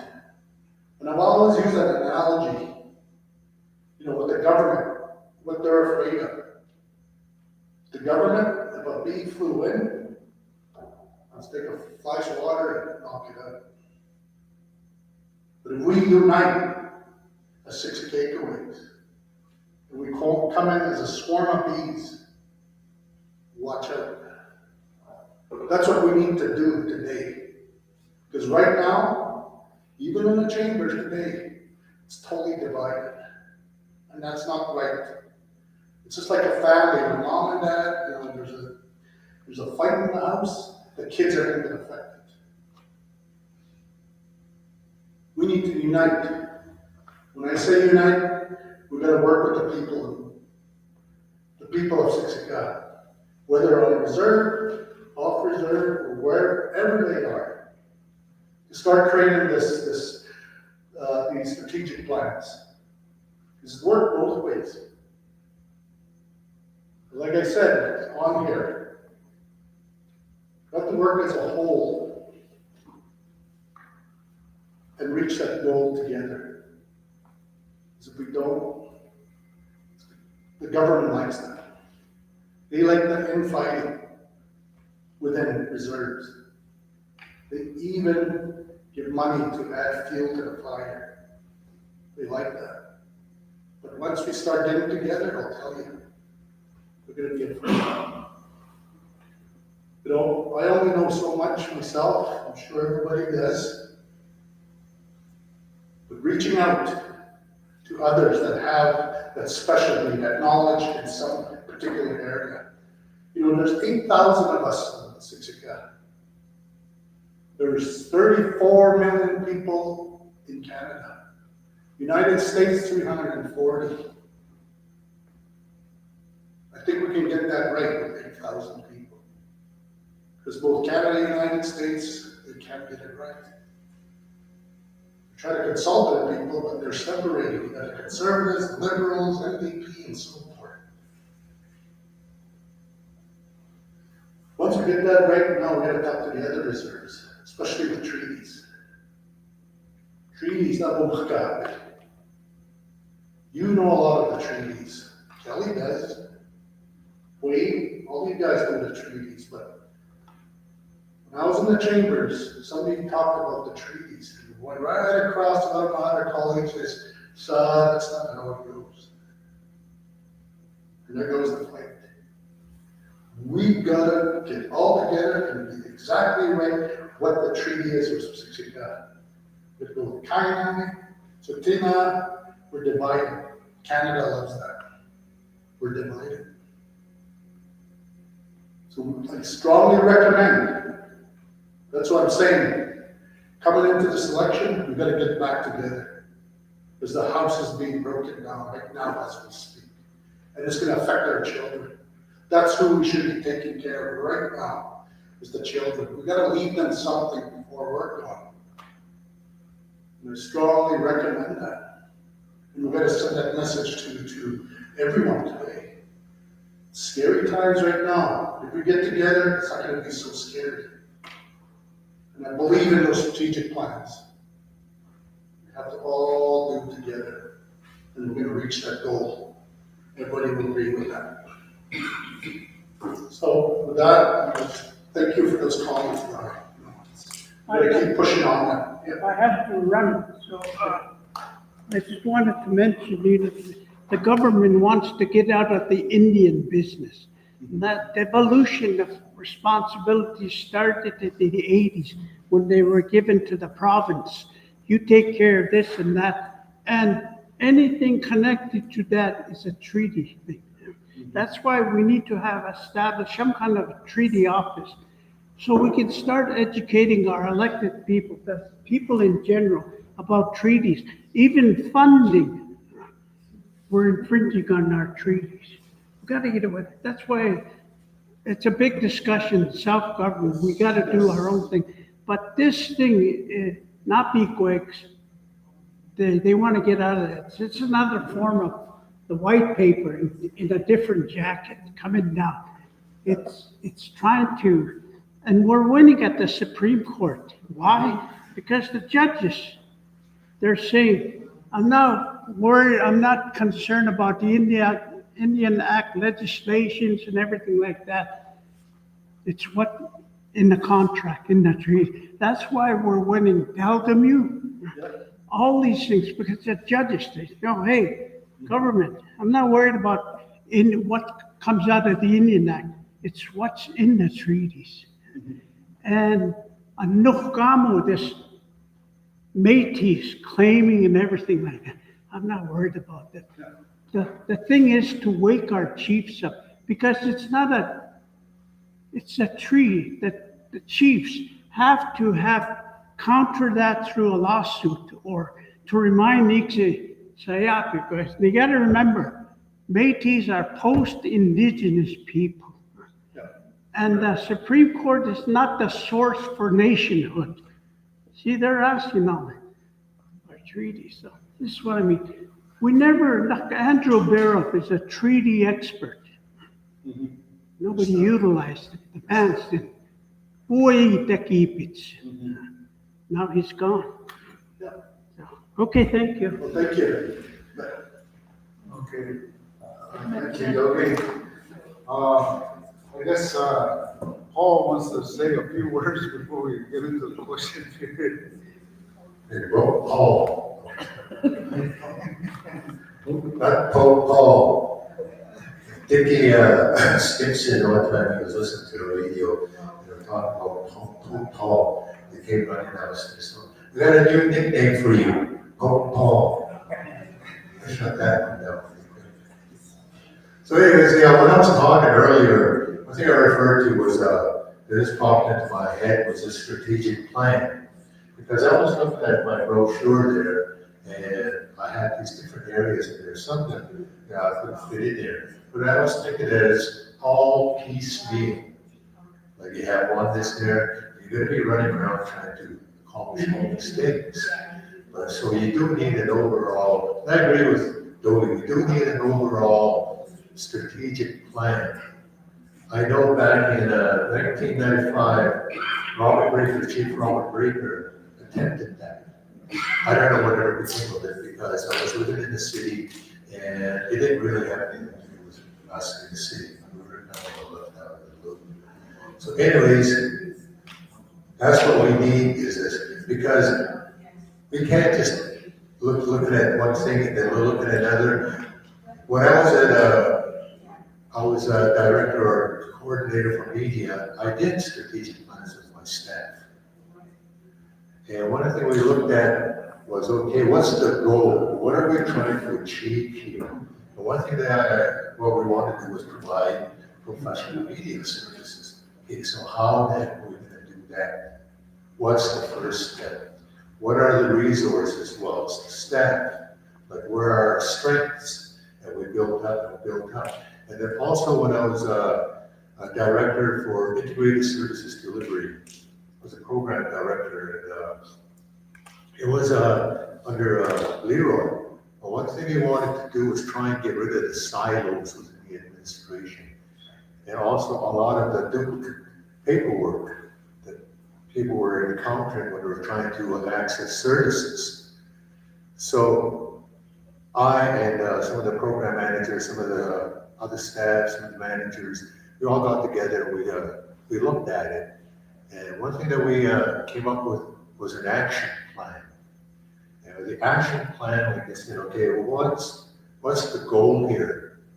We're trying to make a person self-sufficient, deal with all the barriers that are preventing him from self-sufficiency. And the first step, unfortunately, wasn't a lot of addictions. A lot of people had, were alcoholics or whatever other addiction. So the first step was to try and deal with that. And then work our way up to, okay, do you have any skills? If you don't have any skills, well, we'll set you up for. And the thing about it was that it used the different departments. Like with addictions, we brought in health. We had a representative from health to deal with that. And we had a representative from sex or education, on and on as it went. So we addressed each level till finally we got it to be self-sufficient. Unfortunately, that program went nowhere because the new chief and council came in and they wiped it out. So, but I think that's how we're going to have to deal with the issues. Instead of looking at housing, okay, we're going to attack housing today, and we're going to attack this. Hey, what do we want with the nation? Where do we want the nation to be? Well, ideally within a certain amount of time, but unfortunately, sometimes it's only for 3 years. Okay, so what can we achieve in this term? And then we start working towards that. And I know within council, there are people who have certain skills, certain education, that we can delegate those tasks to. I know it's been done in the past. I know Leroy tried it, but again, it was all not in a global strategic plan. And that's what. And part of that, again, is talking to the people. And we all say that, we're going to talk to the people, but how are we going to do it? So we have to come up with a plan for that. We have people who are in communication that can deal with that matter.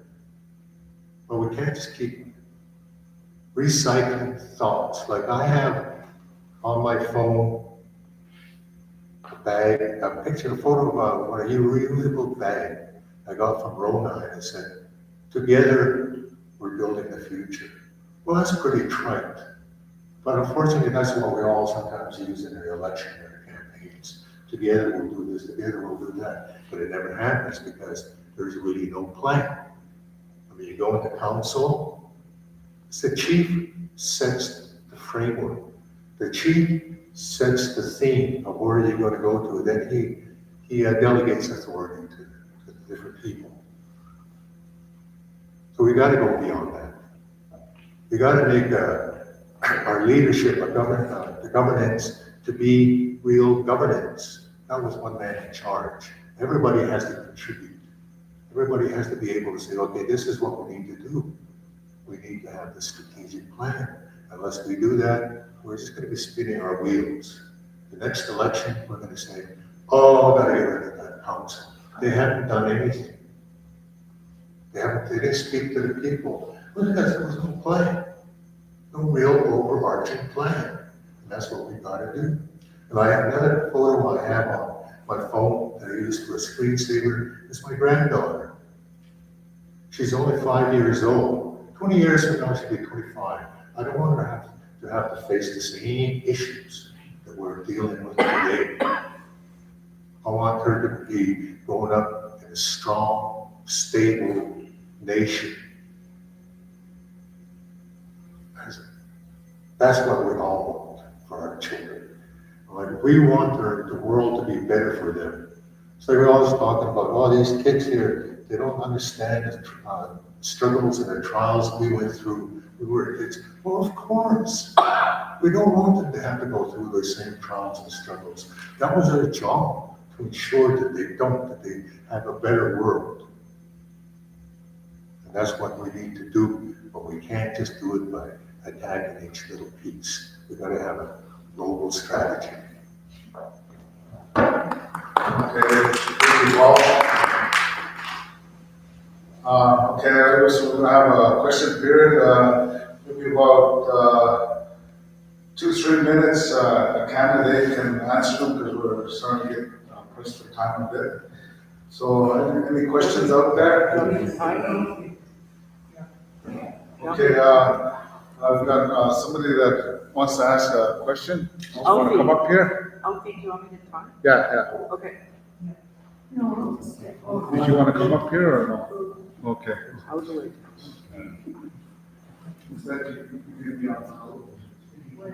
I'll do it.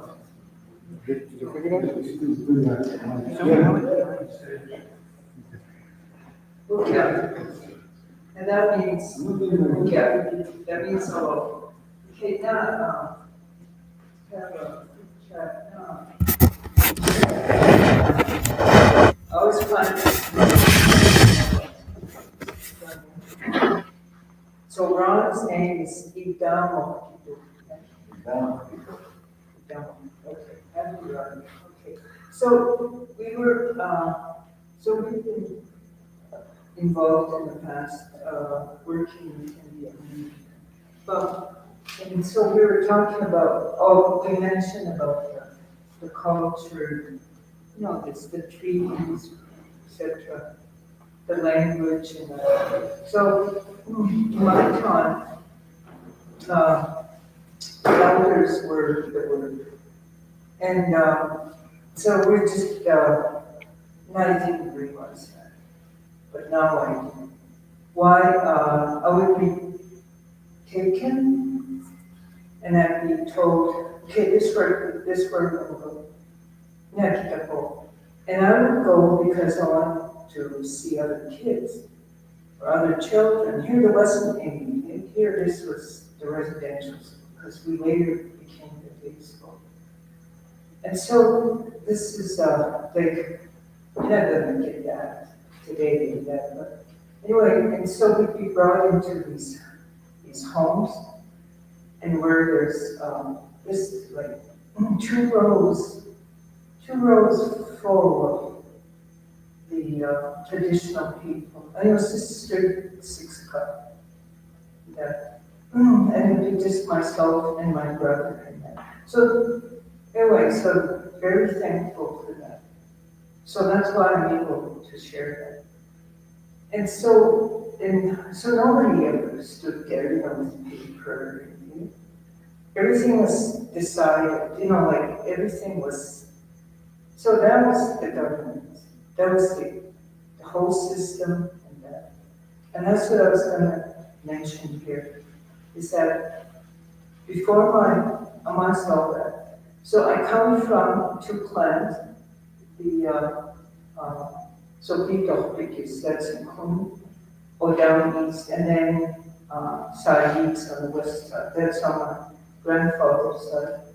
And so these are the cultural people that, but the point was, when we were talking about just a while ago, we're going to write the Constitution, oh, we're going to do this and all that. They didn't have to. It was just themselves, and this is how it's going to be, and all this. And we faced it again when we were dealing with what became idle, and the word consultation, all that. That came because of a spiritual intervention. And so that's what, we need to continue with that, to share that. And this is what,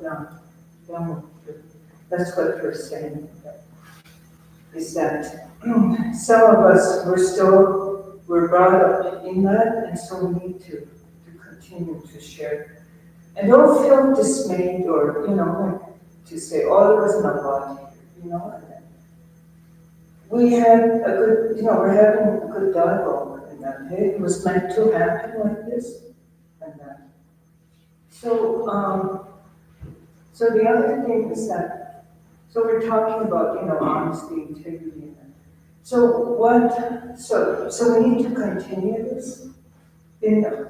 Don't end just because you didn't get on, but like what is missing? Because and it's like we need to look at the overall thinking. So it's unfortunately, some of the ones that got there in there, they didn't have that influence of the clans and of the grandparents and all that. So that's the reason why we're just in it's moving, but it's got no energy. It's like a dead zone and that. So we need to bring it back. And continue. One of the relatives, one of the elders meeting, and one of the council was in there and he said, I say school Siksika, we have to take it back. And he said, it never left us, it's just that they stomped it out. And they're saying all these, they're like this and they're like that. So my involvement in this, I've gone for my training up, and one of them is this fourth world development, and I continue with that. I come in as a user and I deal with people. Yeah. So don't shut the door, just continue with this and that. Because you got great of you, and like somebody said, we're all related, as family, even after. And so about the honesty, I heard from some elders that the way these elections have been going, if we're going to be honest in that, okay, let's be honest in that. And I'm going to encourage this, that you get your own, we need an independent group so they can help with the counting, with the ballots. Because we heard about what's happened in the first election 3 years ago and now this last one. At Ghana, they went to court because of what they came across, of what was happening with with who was getting in. It's in court right now. And they were able to they spotted where the judge was siding for the other part, with their nation members. And so they were able to put a stop to it and that. So they're going to get another judge at that. And it has to do with this, how it's set up here within this membership and all this. We're just left out and that. So that's what, if there's anybody here that's interested and you would like to see that done, about to have your own scrutineers, and that about the voting, and that it's got to be done, okay? So the other thing is with this thing with what's happening now.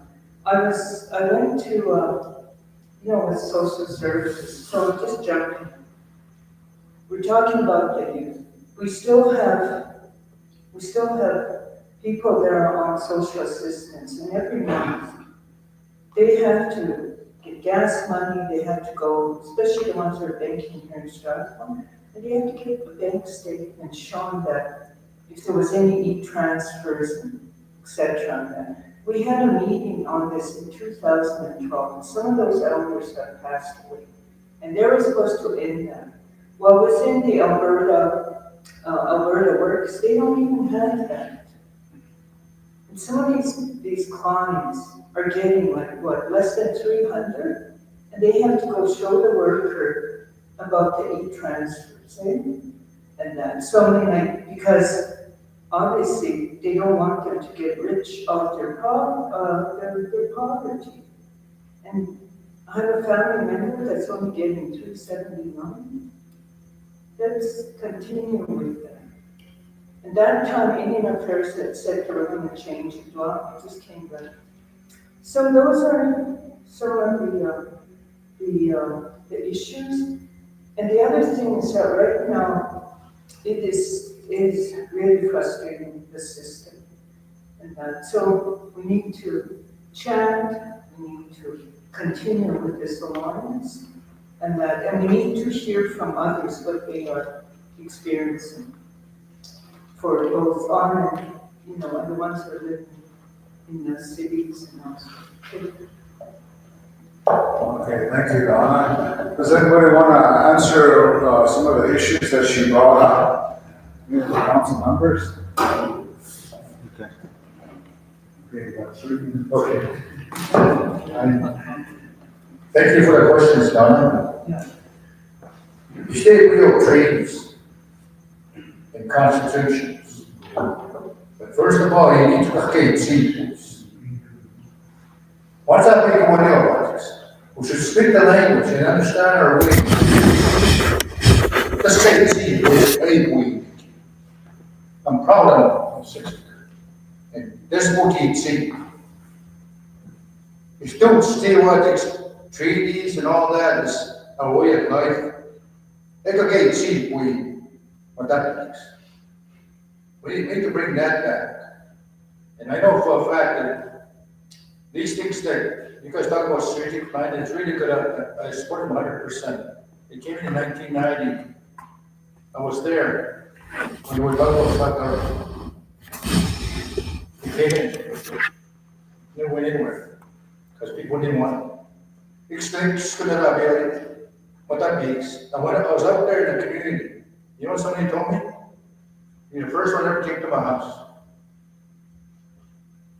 Nobody ever came to my house. I was in X. Well, it's good. I'll come back again. I mean, it's good. And the other house told me the same thing. You're the first one ever came. I'm from the east. You're the first one ever came to my house.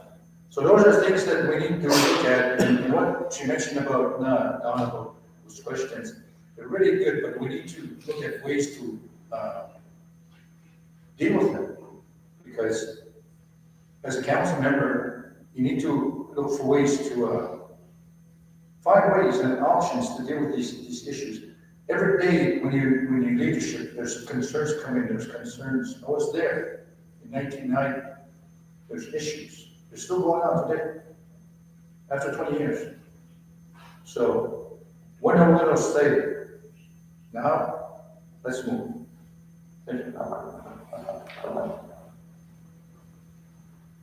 Okay, thank you, Ron. Anybody else want to take a shot at those issues and answer Ron's question? Another question. Or another question? Okay, the thing about I left the reserve. I wanted to get out of addictions. I wanted to get out of all that stuff. This is got me like that. And then when I left, I found a company that I was working for, a global company, Agra Foundations. I moved into the States, working for Hayward Baker. That's another global company I was working for. And Siksika to how to build cranes. And I came home to try to get help from my nation members. At that time, Kathy Caffro was still alive, and she asked me to come in to get sponsored, to get help. When I did, got $100 check to survive up in Edmonton to go to school for that. And it's really shameful. Boy, City is there. And again, when you guys get in counts, when I started working for the reserve, I faced bullying from the management. And how can you guys deal with the bullying that's happening in Siksika at the administration? There's things that are going on like that. The bullying that's happening over there, and people how they just discard people like that. Like our people's expendable. So we have to stop that on the nation. Not only that, when you guys get in office, there's Siksika. I used to work with Elijah Harper back in 1996 when we did the healing and reconciliation. And I used to sit down with Elijah Harper and I used to talk to him about how the government treat us and how they treat us. And he was talking about the red and white paper. And this has been going on since we signed the treaty in 1977. The Indian Act and all that works against us and all that stuff. And all that, how can we, when you guys get in the Indian governments, how are you guys going to navigate through that? We're talking about all these things that we're talking about, the traditional ways, but it's important, it is important. But what's also important is how are we going to navigate through the Indian governments and how the government is now today, they're pushing us to be a municipality. And they're trying to find a 10-year plan, and that 10-year plan hasn't even been surveyed or anything like that. If that happens, how can we manage these 10 years? Again, we can't even manage the 3 years. Again, that's my question. Okay, who wants to answer that? Okay, Keon. Okay, very good question. Earlier I talked about strengths and weaknesses. Well, one of my weaknesses, I'm not a very good public speaker. I got a text said, quit saying okay and you know. So I think next form I'm gonna put a buzzer here. If I say it, I'll get shot. So yeah, no, very good question. You know, our administration, I worked in, like I said, I worked in administration for years. And we know that lateral violence within administration is rampant. That needs to be addressed. We need to foster, and again, it comes back, is we need to meet with the staff, with the people. Let them tell the story. Let them give us the ideas on how to address these issues. So that's one thing. We need to foster an environment that our employees feel safe and they want to come to work. And right now, I don't see that. There's a lot of people that are afraid. They can't voice their concerns for fear of, you know, being disciplined, and that's not right. We shouldn't operate like that. We can't operate like that. If we're gonna start healing and start working together, we gotta find ways to weed that out.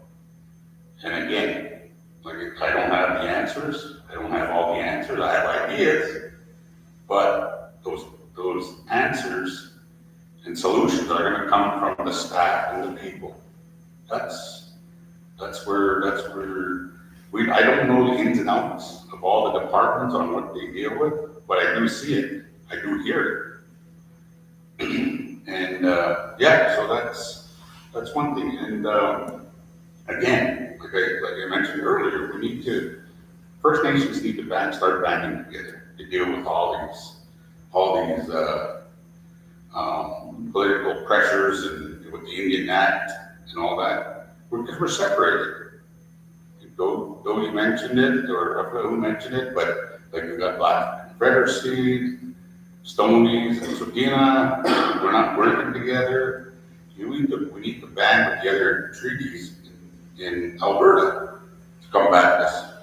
So, okay, with that, thank you. Okay, thank you, Keon. Does anybody else want to answer or questions? Oh, okay, Kendrick. Okay. That's unfortunate that you had to go through that, because I faced something like that on my part too. Going through lateral violence and discrimination, coming back to the city, coming back from the city. One of the things when I was working for the Squamish Nation, something that they brought in as leaders is they brought in a trauma-informed governance and policy-making system, where they were working with all their leadership to create a policy where they would eventually diminish, not totally annihilate, but diminish some areas of lateral violence. So what did they do? They brought in their elders and their community members and individuals who would come in and talk about it, but also they would have talking circles. There, they also looked at it as, they created policy decisions evaluated through a community human impact assessment. They also looked at leadership training and trauma-informed communication, conflict resolution, and lateral kindness. They also looked at government structures to reduce lateral violence and basically through increased transparency. So they started looking at transparency as a big thing within their community, so they're able to say, you know what, you cannot do that anymore. You have to treat people with respect, means it, right? You have to treat people the same. So by doing that, creating those policies, when an individual starts mistreating somebody within any area, they bring that person in. I've seen it when I was working for, it was called IS-11, Child and Family Services. I was an assessor and investigator there, and they had this individual come in, and because they recreated this policy, they brought them in and they sat them in a circle, and they actually got the elders to talk to them. to communicate with them and let them know this is not right. It was direct, it was prompt, but you know what? That individual actually smartened up, professional, right? Because once you start being unprofessional towards others and mistreating them, that's where it starts to break down the system. That's where it starts to diminish us as municipalities and how we collectively get along. But that's something I thought I would report. Thank you. Okay, thank you, Kendra. Okay, Paul wants to say again. Lateral violence, you skipped me. That's kind of fun. Okay, talking about bullying. I know it's there is a policy about bullying, and but it has no teeth. You know, there's no penalties. There's no consequences. You report this bullying, but then what happens after that? There should be some, like within we're Blackfoot. We're not anybody else. We're not Cree. We're not Squamish or any other. We're Blackfoot. And within the Blackfoot, we had Canucks. We had the Black Soldiers Society. They're the ones who delivered punishment. If someone that did something wrong within the community, it was endangering the community, it was endangering somebody, they would deliver the penalties. But that bullying code that doesn't have any teeth, it doesn't have any penalties. You got to be able to say, okay, he really shouted at me. In fact, he threatened me. He should get fired, or he should get a dock and pay or something. Because unless there's a penalty, he's going to do it again. So we're just enabling it. And as far as all these other federal, provincial policies or actions that are coming down the line that we're going to be impacted by, well, I can't make a snap decision right here. Would have to take some research and develop a plan, like with anything. And within council, there are some very, like I said, there are some very intelligent people, well-educated people who know about the Indian Act and know about the treaty. Those people who can delegate that authority to them. Okay, here's what you need to do. Here's what's coming down the line. How are we going to deal with this? So that's my answer. Okay, thank you, Paul. We got a couple more questions back here. You want to come up here?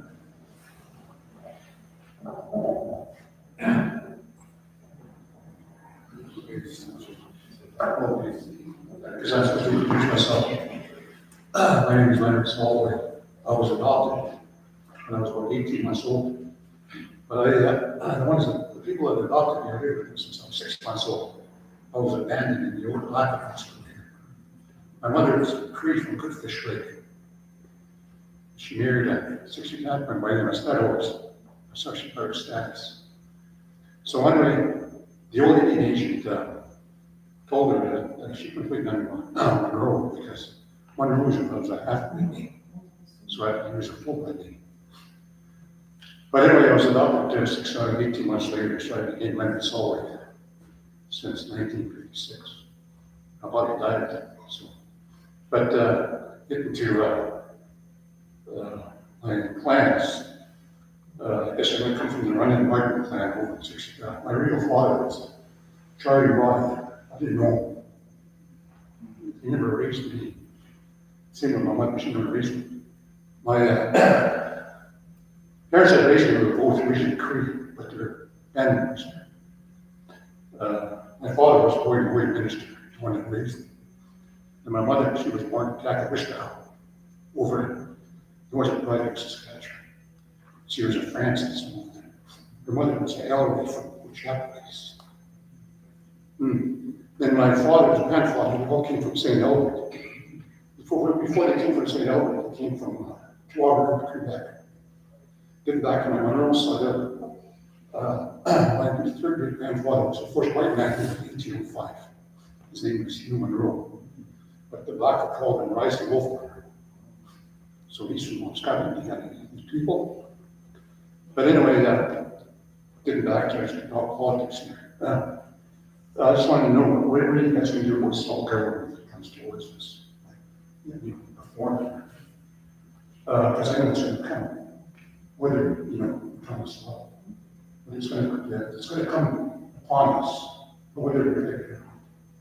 And if we go self-government, sorry, I'm a little nervous. If there's not enough land out there, probably a lot, all 8,000, everybody over 18, the 8,000 of us would probably get a lot, probably from here to there. I guess I probably saw mine to Mike the Hunter for $1 million. Because I'll never go out there, I'm too old.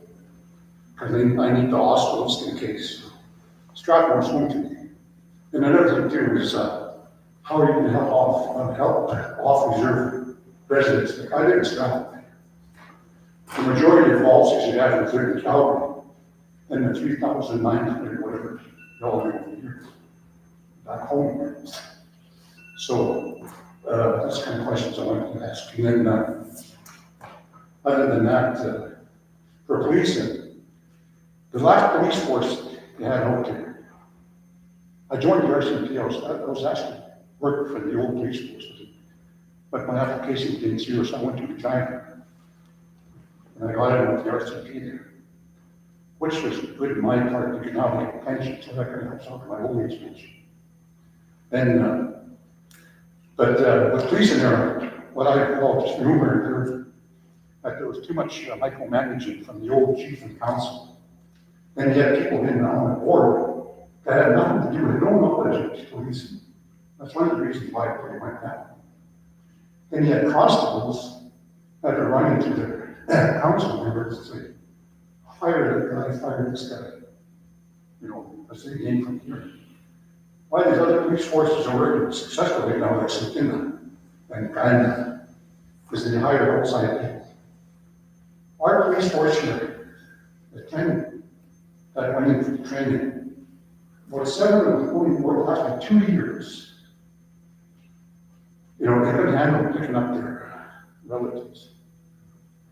I was an Washington member there. I think that my great nieces, my great nephews, because they were breaking the business, people with 2x4s.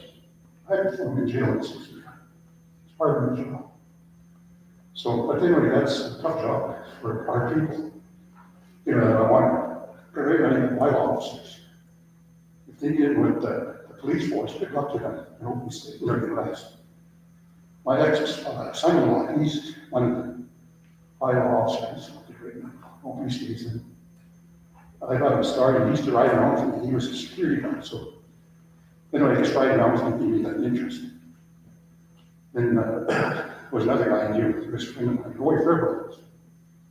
He used to be a janitor in feedlot in Florida. He was a kind of went work there. And one night, there was a stabbing, I don't know, there was a shooting. So Roy stopped by the scene with his truck. And he told me, you need help? Yeah, that's not a camera. Here's a janitor running with the police car lights going on. Oh, she car. There's a janitor in the back of the office. So not many people get attracted to police car. But I'm glad Roy about it. He's still at Star City. But he used to be on the regional police force here. But anyway, I don't want to straight off and tell me more questions. But anyway, I'll get back to Mr. Roller. Thank you. Okay, does anybody want to answer what you're talking about? Thanks for the question, Leonard. I know Southland's it's gonna come down to two, like it or not. It's gonna come one of these days. I don't know, no, it's coming. We need to prepare ourselves. Self-government is tax. I'll tell you that, it's tax. That's how government works. You need more money for a program, tax your people. But we have to be strong in our treaty rights and all that. That's what we want to do. We have to be, like somebody mentioned, we have to work together with other First Nations to make it over. and so forth. So it's important that we need to collaborate with other First Nations. And for the police force, back in 1999, was me and Rick, my late buddy. We said, there's 24 constables in Malaysia, and there's only 75 people in Malaysia. Those constables are ours. So we took 10 of them, as we put a police force. We made some mistakes here and there and all that, but at the end of the day. So now, you're right, Leonard, it's really hard to apprehend your cousin. Your cousin's got a job, he's got kids, he's got a family, and you stop him and commits crime. So it's tough. So that's what police work is all about. But anyhow, they're doing a police force again. I don't know, we're putting on a police commission right now. It's not working right.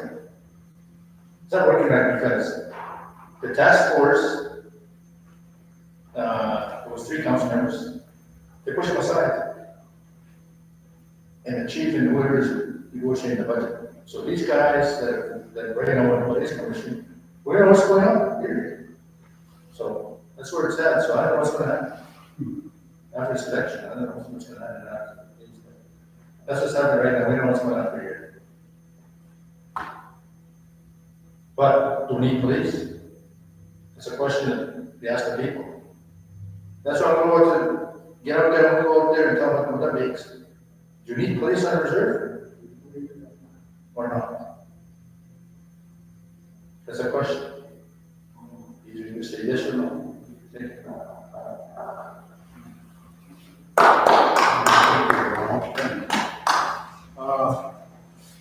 Okay. You wanted to answer that? Okay, here we go. Okay, thank you, Alfie. Yeah, just a quick one here. Long response to the election day. In that election code, I don't know how many of you read that, but we can assign a scrutinizer in there. And that has to come with a letter. Okay, so somebody's got to do the work. Sorry? I said, somebody do the work. Yeah, no, that's really important. The letter that will give to electoral officer. Because there is a question about I've been asked a question about the count of those ballots. Yeah. So, but in regards to Leonard's question about self-government, that's a big word that's flying through his campaign. It's kind of like, to me, there is a disagreement amongst our community. And for myself, I've got a totally different interpretation of self-government. And I think this is where, I certainly feel it's being pushed from somewhere. I don't know where it's at. Get it done right now, which is scary. That's why I said, let's go back to the people. The government cannot push us to that. We've got to bring it to all 8,000, whoever represents the children, they'll be there. So it won't be all 8,000 people. Just vision, whether it's the arbor, you have the people there. If we got a large focus groups, you've got the elders, the youth, the ones in the middle, and all different focus groups. You got society members, you got disability, and so forth. Each of those groups have certain issues. And we've got to hear from them, regards to self-government. So my recommendation here, I wouldn't even dare call it self-government. I think it's governance reform. Because we need to put rules in place to absolutely look at policies that should be in place to stop bullying and so forth. We have to look at that carefully. So that's part of governance, and that reform needs to be there. Because I'll tell you, a lot of First Nations do not like rules. That's why people are getting angry, because they're not getting the answers that they want. But now, like I'm saying, that needs to be flipped over to method base. And say, here, this is the trail that we should go through. It's democracy. And once the people have all their input, it could be signed off, that's where the swarm of bees come in. It becomes very strong, as policing comes into that. Yeah, and that's one portion of that. You're the expert in that field, there'll be beauty there that you're the part of that, if that question comes up. Start that process. Thank you. Another question? We answered it. Huh? We answered. Sorry for being so forceful, but I was signaling you there. And, well, that's what I wanted to be when I go up to something. If I'm in council and I think the nation needs something, I'm not gonna mess around, I'm gonna try and get it. Okay, and as far as self-government is concerned, back in, under Strader, he tried that. He had self-government, was called community-based self-government, but it was try and make the reserve a municipality. So he went for treaty-based self-government to base it on the treaty. And so all negotiations would be based on the treaty. And part of my role was I was a community liaison representative, and I had to go around to the community in Calgary and explain this to them. Even though they couldn't vote, even though there was nothing there that really benefited them. In fact, that was one of the questions that I was asked. Well, that sounds pretty good, but what's it going to do for me? And I told them there was this plan to try and extend services to the city, to the Siksika, urban Siksika. They eventually did that with welfare, but there were no other services that were extended to them. So, and again, this was brought up again by Strader, and this, what's it called, the Constitution. Trying to get the Constitution was similar to self-government, but like I said, that's not a good term. People don't like that term at all. So he mentioned self-government and they'll just walk away. But the thing is that also the federal government, at that time, I forget who was the Minister of Indian Affairs, he said he started his First Nation Governance Act.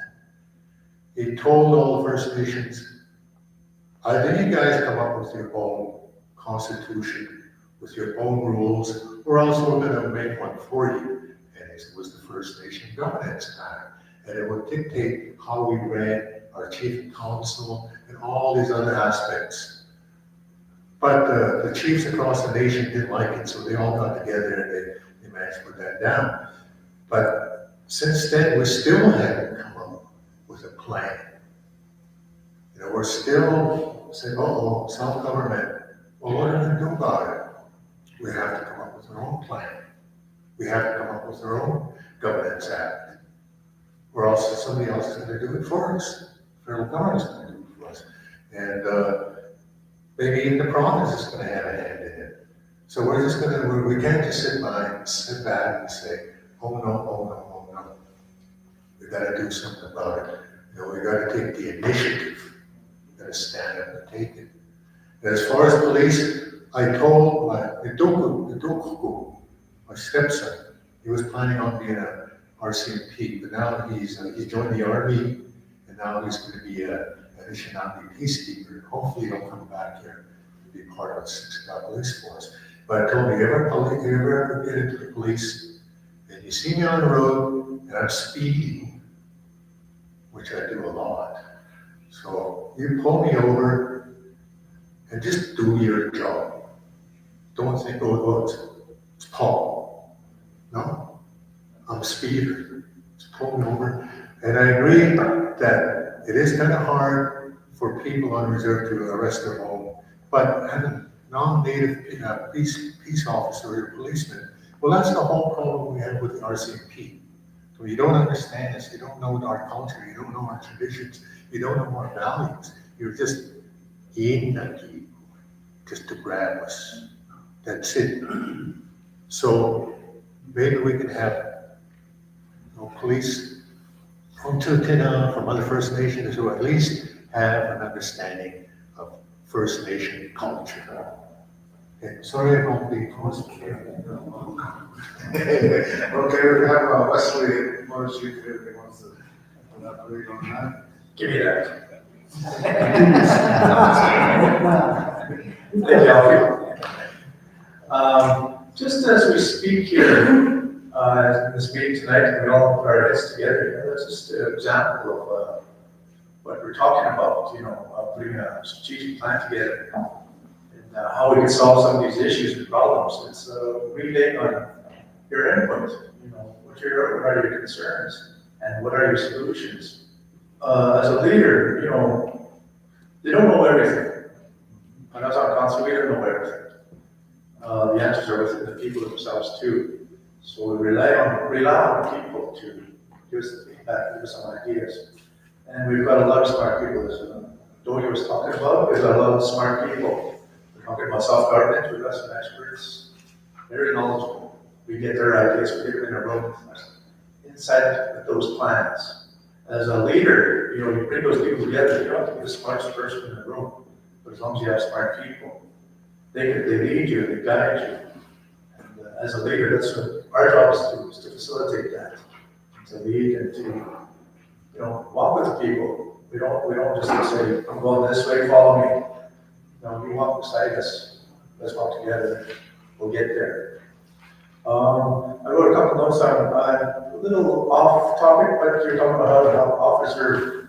And I did a presentation in Calgary when we did that forum, and I proposed, one of the proposals that I had was, if we had $1 million and we were to help people with $20,000 each, those who want to build homes off reserve, they can put that down as their down payment.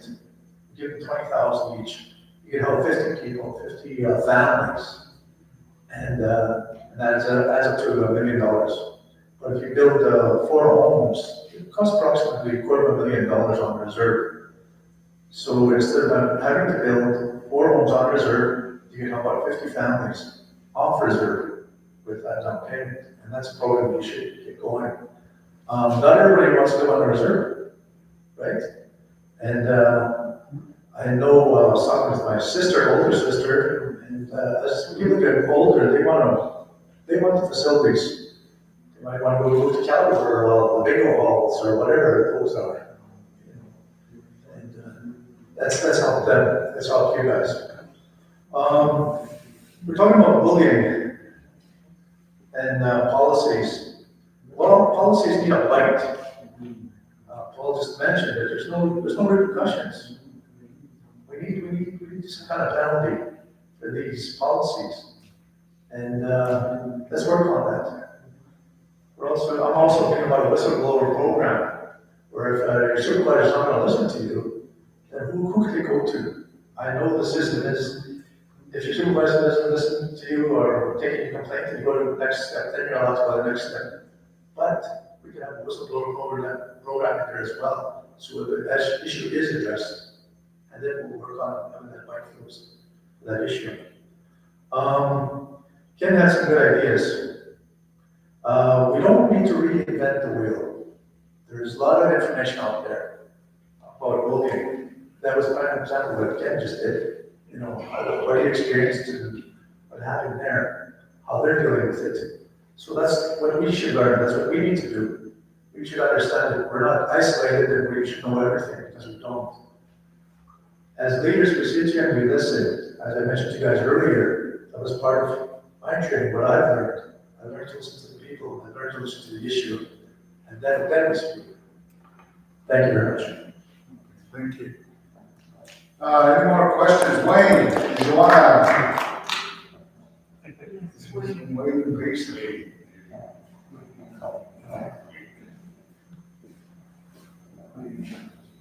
Okay, this is Wayne Leather. Finally. Okay. It's all good and fine and dandy what you guys said, but I think you guys need to do is, whatever you said, you need to put into action. Not just lip service. Because a lot of this has happened too many times, too much lip service. Another thing is, but writing checks. Okay, see, you go to work, okay, you get paid next Friday. Next Friday comes, no. Whoever the hell put in the check runs, you never get your checks. If you went to work today, and you work at the band office, you'll get your check today. But for me, I've been waiting for, geez, I don't know how long. For some people too. They can't get their checks when they really need it. I planned for Friday. Oh, no, don't wait till next Friday. Also, one of the things that really hurt the people is our poor. Our poor, some of the people never spoke about the poor. We spoke about education, economic development, our youth. It's true, we need our youth. But we also need our poor. And you know what? Some of these poor are going to be the ones who are going to put you where you're going to sit in the council chambers. The poor are just as important as you and me. Some of us, we have food on the table. And a lot of them, they wake up at the shelter. I don't know what they're fed. And they go to town, and they're in town all day, begging for money for a drink. And you know what? They're smart. When they wake up, what do they want? They want a drink. And what do? They go out and get the money for their drinks. They're smart. And I went to a very good school. Not the Catholic school, that's New Hampshire. I went to the School of Hard Knocks. And that's where I got people say I got wisdom. Well, of course. After 75 years, what have I learned? A lot. So we need to think of that too. Your degree, like someone said here, you don't look back at the people. You just see their degree, they can't see over. You know, I've got nothing against education. I really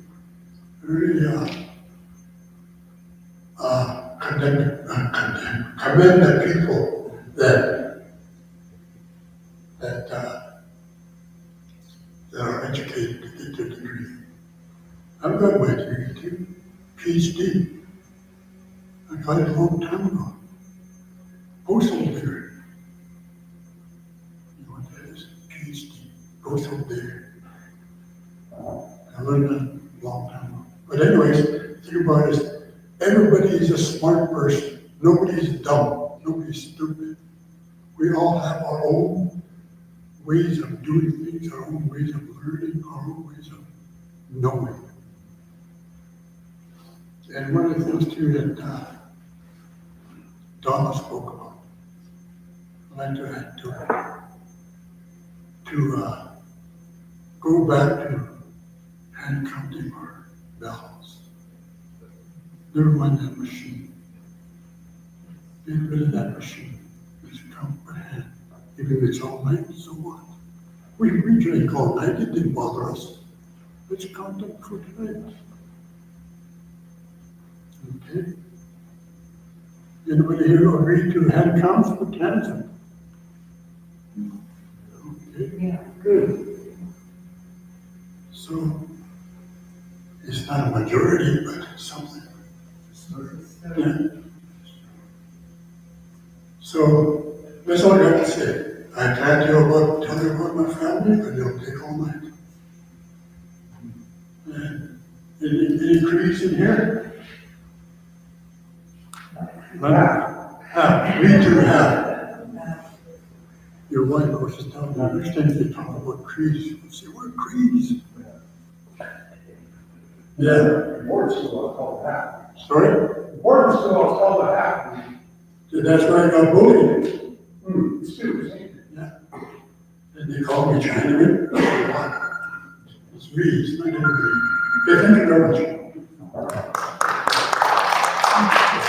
Okay, thank you very much. Okay, thank you, Mike. Okay, I wanted to answer your question, Donna, about the elections and that. Because you're saying that they should be run by outside people, and I do agree, because that's a conflict of interest if you're having somebody that's running from the elections that's working with the band. That's a conflict of interest, and the thing is that it should be monitored properly, and even probably hand count ballots. But the thing is that we need to make sure everybody, I don't know if they read the election code, the thing is that we can have scrutineers in there monitoring everything. So each one of the candidates can have one scrutineer in there at one of the polling stations to watch what's going on. And I think we need that, and also we need to have outside people running the elections, then there won't be no conflict of interest. And then also, I think we need to change some of the bylaws and the regulations for the election code to make it more transparent and accountable. So that's one of your answers to your question. And then self-government. Is that what you're flashing me? Yeah. I have Okay, to okay. use that thing to wait to vote. So, another thing was, at the end of September, they were having these meetings, like open house, and elders meeting on this, but one of them had to do with the global settlement. So we went there, and there wasn't a lot of us, but it was set up like open house. And they had Robe, RBC was there. So that's why I have this copy. And so it says Siksika Nation Investment Highlights, Community Update. So whatever the outcome, or whoever is we need to wake up. We need to go further with this.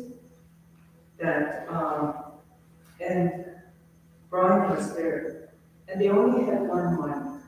Here they're still talking about, oh, we have, $1.7 billion. And they only had like one mic, and we couldn't even see the flip chart. And so I jumped up and I said, I can't even see from where I'm at. And then I told her, we should have had a Siksika speaker. We need somebody 8 people in that. So when we hear the words, the numbers and all this. And then the fellow that was RBC, he just kept telling us, oh, go to the back, go to that table. And this is our funds, and that's what Brian did. They were kept jumping up and they said, don't you forget, that's the people's money. So this information that we got for the period ending December 31st, 2024. So 25, they had, we weren't even given the full details.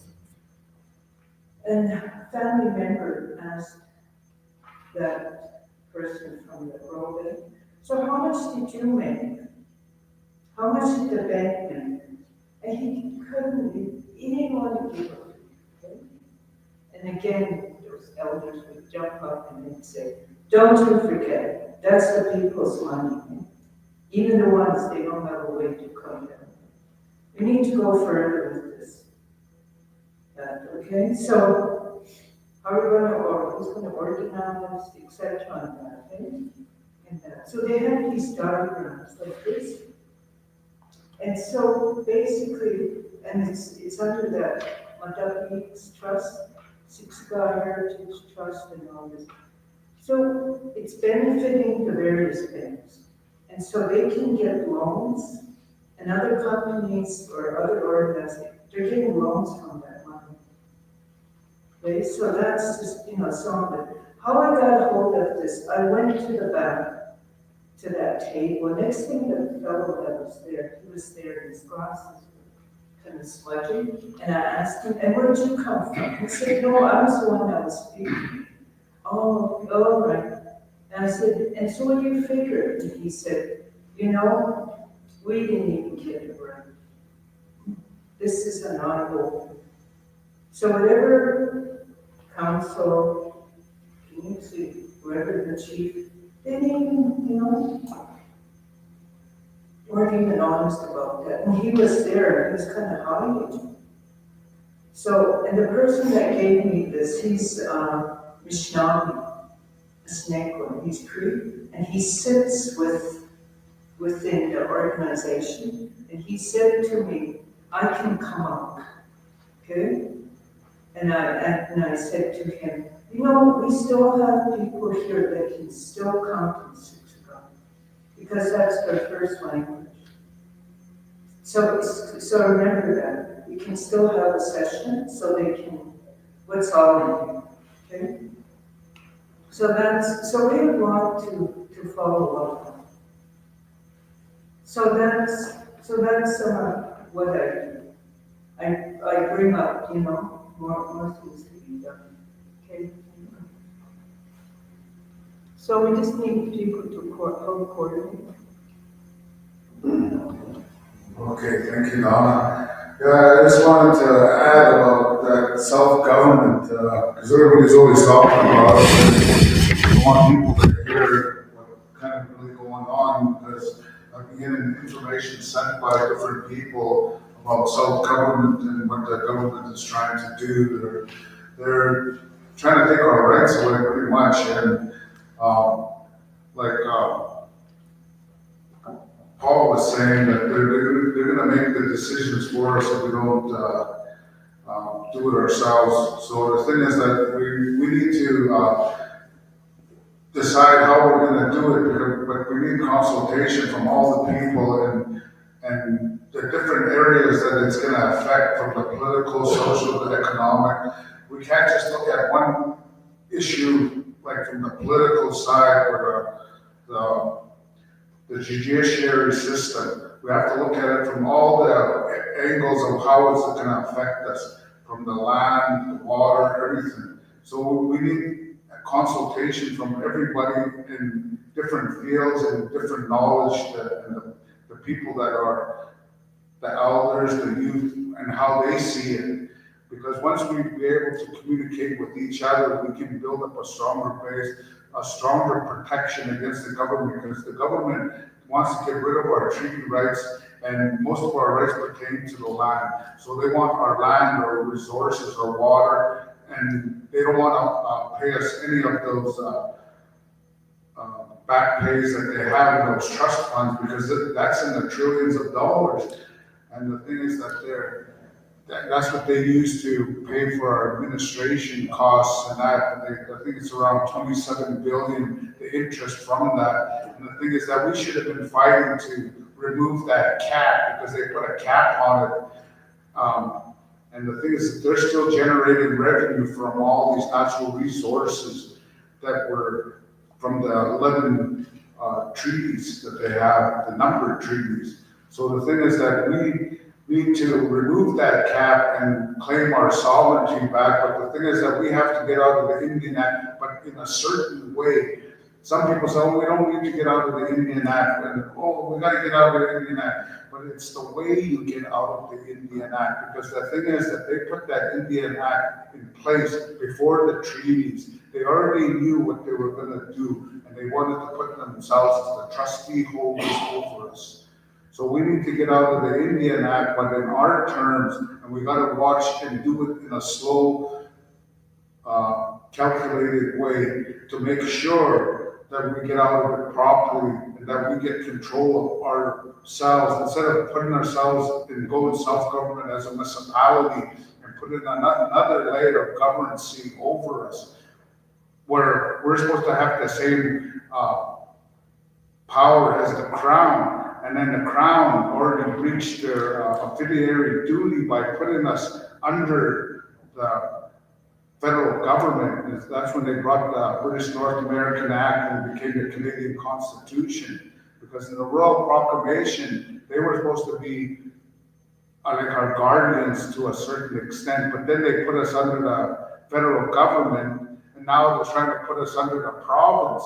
And then the thing is that the province is already having a hard time trying to get funding from the federal government. Why would we want to put ourselves under another layer of governance when we're supposed to be a nation, not a municipality?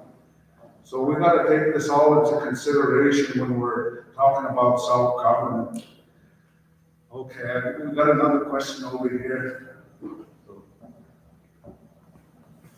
So this is a follow-up to everyone who's talking about self-government. We're thinking about self-government. The reason why it's an issue today, just to remind people, if you knew or didn't know, in 2001, Chief Ulrich Crowfoot signed the MOU to push us into self-government negotiations. That's why it's such a hot topic. This was done without a consultation or our consent, but self-government is dangerous. It literally is dangerous. It is not safe. And we know this because Regina Crowchild, who knows Regina Crowchild? There you go. In 2001, Regina Crowchild actually told Trudeau directly, that was at the AFN meeting in August 2000, November 2005. She actually asked Trudeau, she said, so does that mean the promise of treaty that there will always be Indians and lands reserved for Indians is going to be forgotten? Do you want us to be municipalities and forget about our treaty? So this was just the other year, kind of. And Trudeau said the weirdest thing. He said to Regina, he said, you share one of the big challenges that we are facing, that we have to solve together, which is how do we move forward and beyond the colonial constructs of the Indian Act in a way that responds to the spirit and intent of the treaties and actually empowers you to be in control of your communities, of your resources, of your future in a way that isn't dependent on a colonial relationship with the federal government. That is something that is a journey that all communities are on in one way or another. He adds, my commitment to you is that we will work with you on a journey towards self-government. That is the path of reconciliation. So what he's trying to say is, without the Indian Act, without the treaties, it's a journey. That's what he's trying to say. She even asked him another question. She said, our right to self-determination has been totally damaged by the Canadian government. You all have the same agenda, that is to legalize your assumed title to our territories, which were never consented to be given up. We have a right to government, and you started to talk about your self-government policy, which undermines our right to government. And Trudeau responded, there are many nations across the country who have stepped out from under the AFN, stepped out from under the Indian Act, and are choosing to sign self-governing treaties with us. Our goal as a country is to end the Indian Act and to see it finished. So that's why the MOU signed by Ulrich and any other First Nations across Canada is serious. Because without the Indian Act, what happens wrong? Taxes. There's no reserve without the Indian Act, and it just goes on and on and on. The Indian Act is colonial, but it's also, it's a form of assimilation. It's not just a piece of paper that controls, it's designed. It was designed since the 1820s, 1830s. The government's been trying to get rid of reserves, and they empower us with self-governing authority to the point where now you go for self-government and you lose it all. So my question then to all the candidates is, what are you going to do about that MOU that was signed by Chief Ulrich Crowfoot? That thing is dangerous.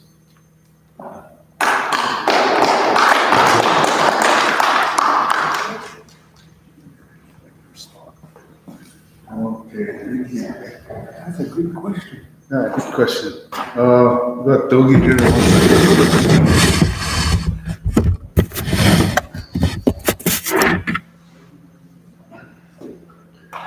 Maybe we'll have to take one in the back alley. Yeah. I think, those comments there, what's important, just one person cannot sign anything off without the consultation. So it's easily thrown out the window. That's how I see it. And I think 8,000 other people will agree with me. It starts from, he keeps doing the members. They say this vision in the order, all of us talking about self-government, how it should be. There's a lot of resources out there, opportunities. You can't get those opportunities because of the Indian Act. Because the Indian Act just states right in there that First Nations are not allowed to participate in the economy of Canada. That's why we're there. But we have to talk about that. Go to Wayne's question, how come others cannot eat? They're starving. These are equitable principles that we need to talk about. Like here's Canada, equitable principles are up here. The Siksika are down here. We gotta bring them up, or even better than that, on those equitable principles. So we have to all talk together. People that live in the urban areas, urban centers, you can say the disabilities, the elders, the youth. That's where we need to get the answers from. And if we get that question, like Kelly said, to the members, the MOU's out the door.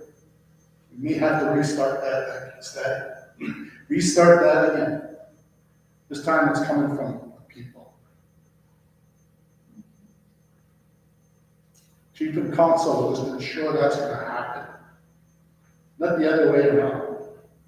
Because I see what this leadership has taken off, and like I said, they forgot about the people. It's really critical at this time. Because that thing can be easily beaten in court. Thank you. Is there anybody else that want to answer that? Yeah, one question. One comment. Okay. One comment, just a comment. We had the arbor, we have the one gun building. And what are those used for? Wakes. Have a wake one night, and then the next night we have a dance. Have a big party there. So what's going on here? We don't respect our dead? What we need to do is, when you guys get on council, hopefully you're lucky, that you build a building for that purpose only. To have a wake, and have church service in there, and that's all. No dances, no bingos, nothing like that of that sort. So let's respect our dead.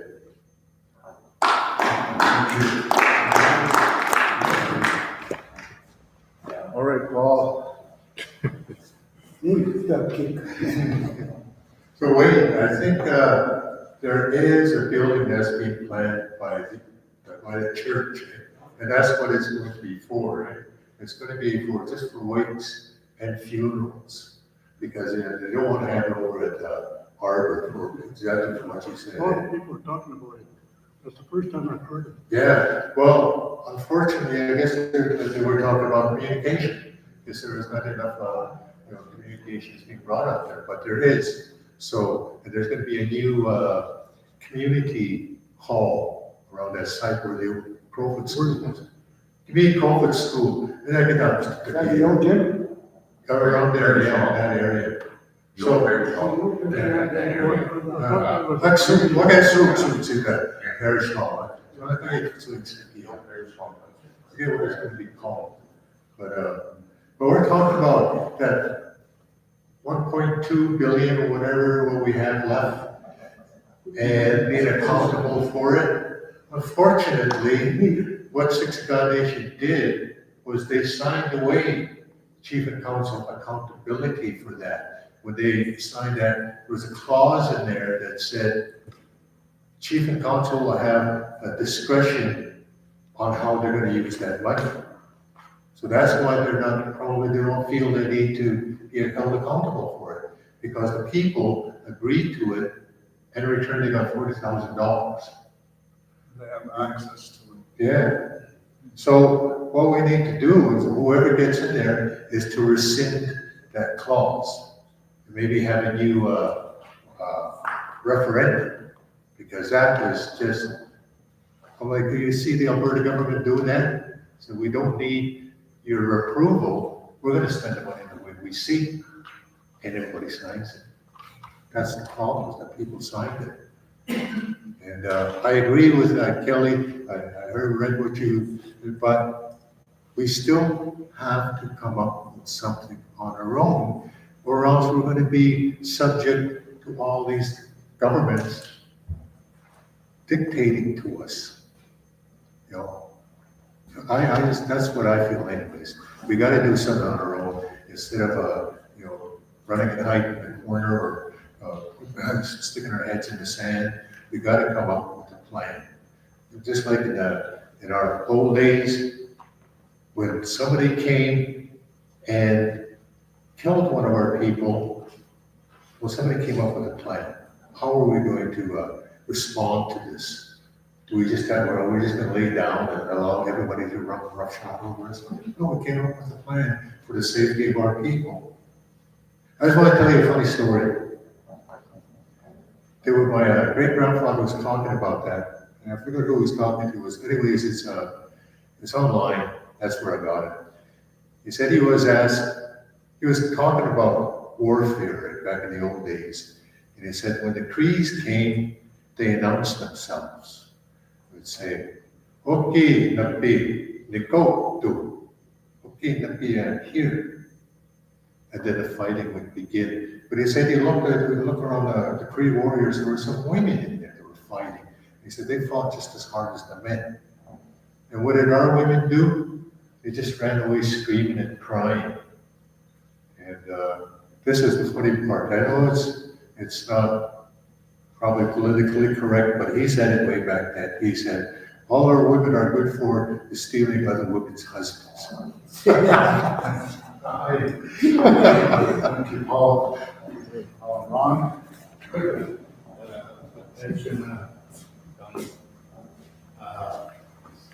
It's good to have a Marion County, because I'll tell you, there's a lot of stories in the last election. It's not good. So on Tuesday, I guess they're gonna send it out by Monday, that the candidates will meet with Martin Hill. That's when he asked these questions. I don't know where it is, but it's gonna be on that job. Tuesday, the 18th, coming up. These are the ones I'm telling candidates, you ask these questions without Martin. Because I heard last year, people voted 3 times. I voted in Battle Crossing.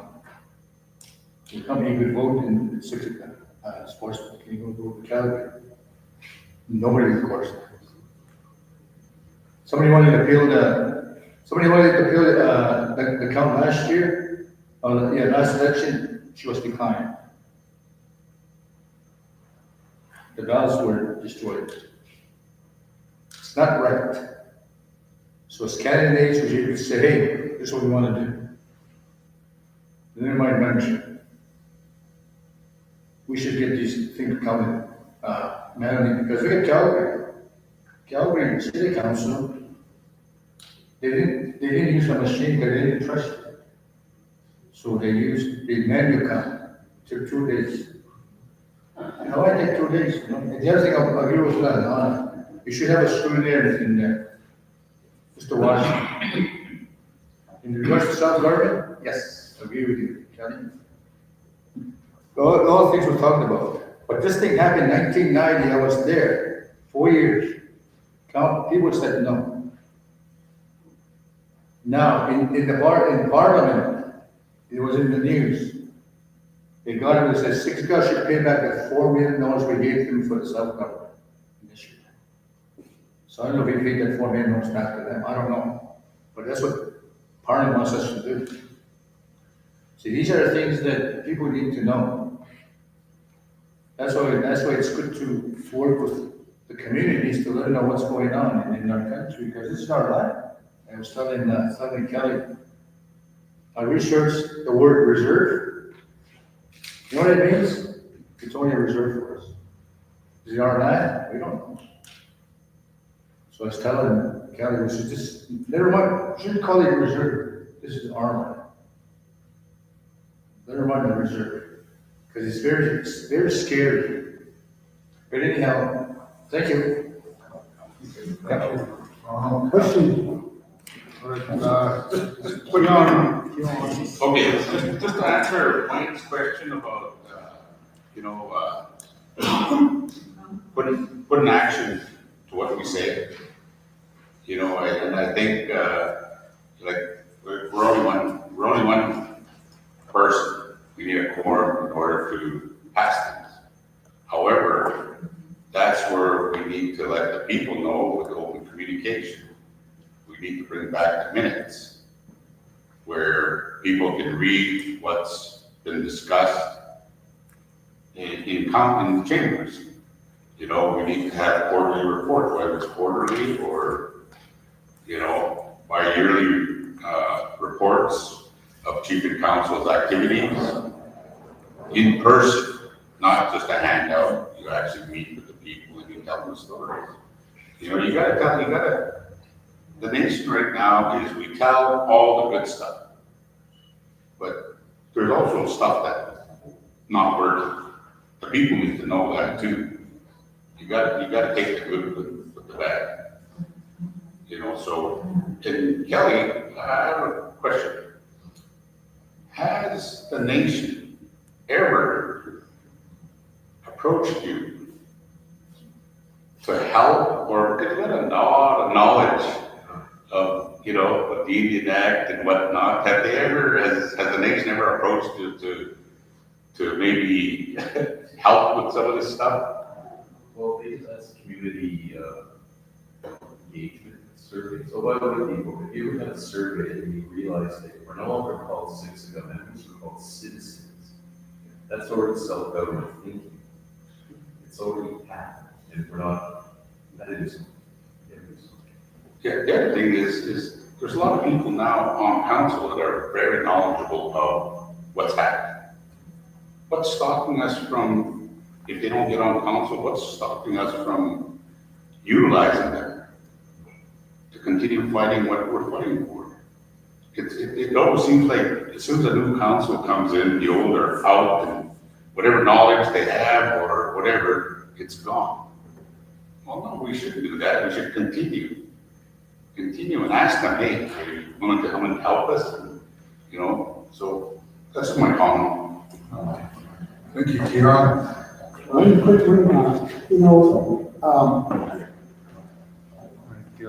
I've drove around Siksika. The thing about in Siksika back home, I recognize a lot of houses are boarded up. And we have a real shortage of houses in Siksika. And then I know housing, why do they have a tough time putting themselves together? Why are they struggling? We got this $3 billion that we got. I don't know how much money we have in there now. But, I figured that this money would help out nuclear housing to bring them up. But that's one of the things that we're looking at, that I see is a lot of people don't have a place to go. And this shelter that we have over here, it's really dangerous. Some people, have already died. And the things that we're going through in Siksika, seems like we're not advancing in this housing right now, because people they don't have a place to go. Some people, I've seen some houses, and then there's people that get houses and they destroy those houses. Once they renovate those houses, and they give it back to that same family, and it goes through that same process again. So these are the things that we need to really clear up and all that stuff, make sure to train. I have my house, and I really take care of my house, my yard, whatever I can take care of. But when you go to, when I go to someone, when I was, Gaius was not trained, when he was doing his work. And the thing about it is, some of those houses, I just feel bad when I go in there, not making much sense. And I don't want to be talking about whose house it is, but we need to help our people about housing and how it works. And the thing about it is, when you guys are you guys talk grandiose. We're going to do this, we're going to do that. When I was working at the Elders Lodge, I heard the counselors say, the elders, the youth, we're going to do this, we're going to do that. As soon as they get in there, when I was working at the Elders Lodge, I only came one time at the Elders Lodge, just for one meeting, and that's it, they never came back. After the next election, elders again and the youth. It's always happening like that. But the thing about it is, quit talking grandiose. Put your words into action. And spoon Siksika. Don't think about yourself. Because that's what's happening today. This past chief and councilors, since Leo back then, he really worked hard for us, Siksika, Leo, pretty young man. But then after that, chief and councilor got in there. And all of these chief and councilors, what they do? Some of these people that were running offices, mismanaging money and all that stuff, were let go. We did that to ourselves.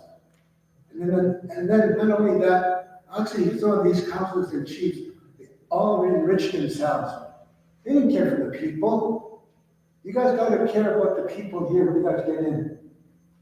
When you guys get in, think about Siksika, not yourselves.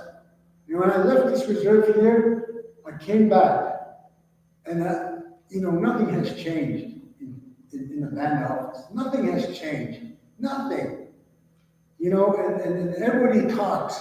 And all these election, we're going to do this, we're going to do that, we're going to do that. When they get in there, they're untouchable. They can't even talk to them. It's synod. Some of these elders, sometimes they have a tough time. Or email me. But that doesn't look like that. We got to go out there. If you guys are getting there, go to the grassroots people. Talk to them. Visit with them. Because I remember when Adam Soloway was a counselor, and my brother was a counselor, Jim Monroe, and my auntie Ann McMaster. They used to go out and visit the community. And when this counselor, these counselors throughout the years, when I left the reserve and I come back, you can't even see it. I don't see these counselors anywhere. They say, call me and all that. When you call them, they don't call us back. And that's the thing about it is you guys need to, really. I remember when we first started this in 1982, I had that gospel explosion. And when I had that gospel explosion, we did the campaign. We went out and we traveled all over the reserve, door knocking, and it was successful. We had over 2,000 people at the sports clubs. It was really packed. We had singers that we invited all over, everywhere, gospel singers that we invited over, because we really worked hard to advertise the meeting, door knocking. And one of them always actually our counselors to go out and visit. You don't see them visited anywhere. They're very hard to get a hold of. So I hope you guys get in there, please. Make sure you guys are out there to reach the community. Yeah. All right, thank you, Joe. Okay, Leonard?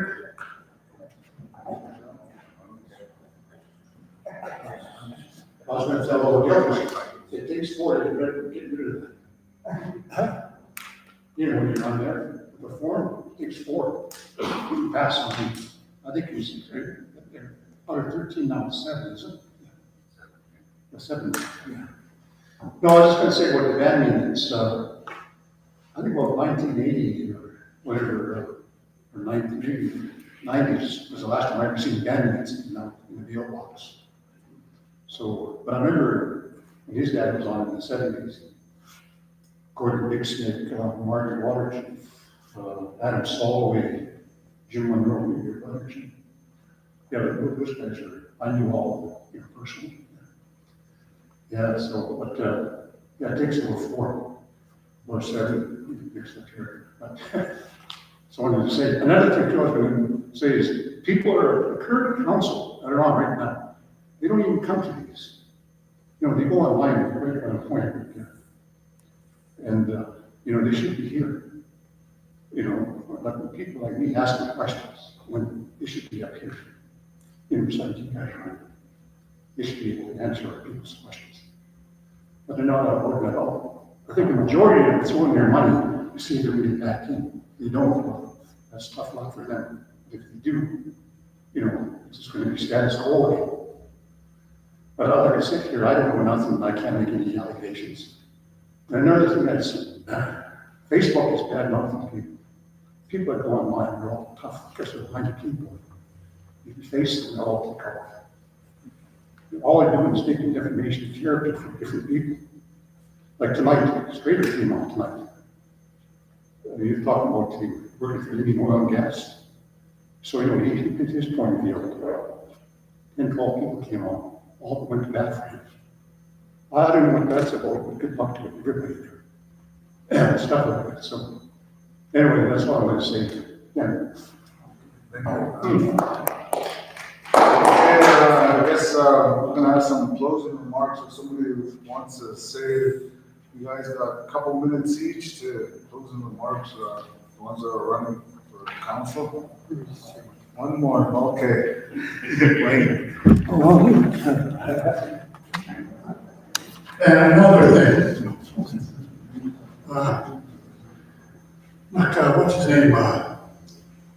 Brian had a real good thing to say about the Indian Act and the treaties.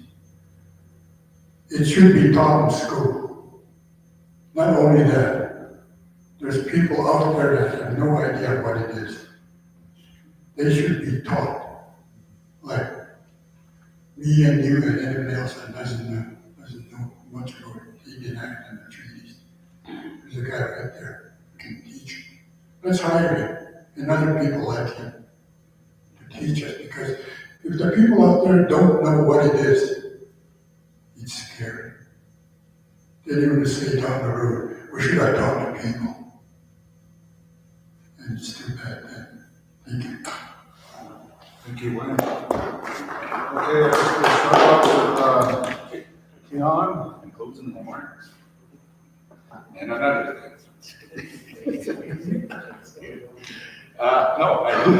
Thank you, Elsie, for putting up the forum. Thank you, people, for coming out. Thank you for the questions. A lot of good, valid questions. And like I said, it's not everybody knows the answers by themselves. It takes teamwork to get, to get. I said it, don't say.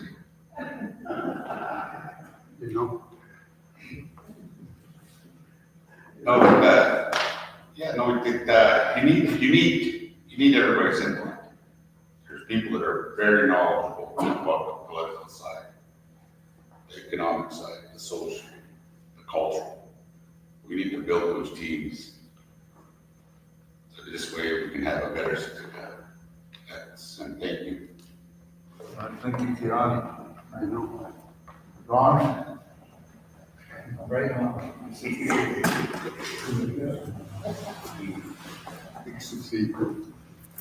Well, it's, you have time to assume that we're going to go to polls, so I just want to thank everybody. Good luck. Al, thanks for the forum here. On my platform, it says, let's work as a team. And the reason I put that is because I'm a team rower. I rode it. My partner's from Strathmore. When he first rode in, he couldn't do nothing. practice. We practice.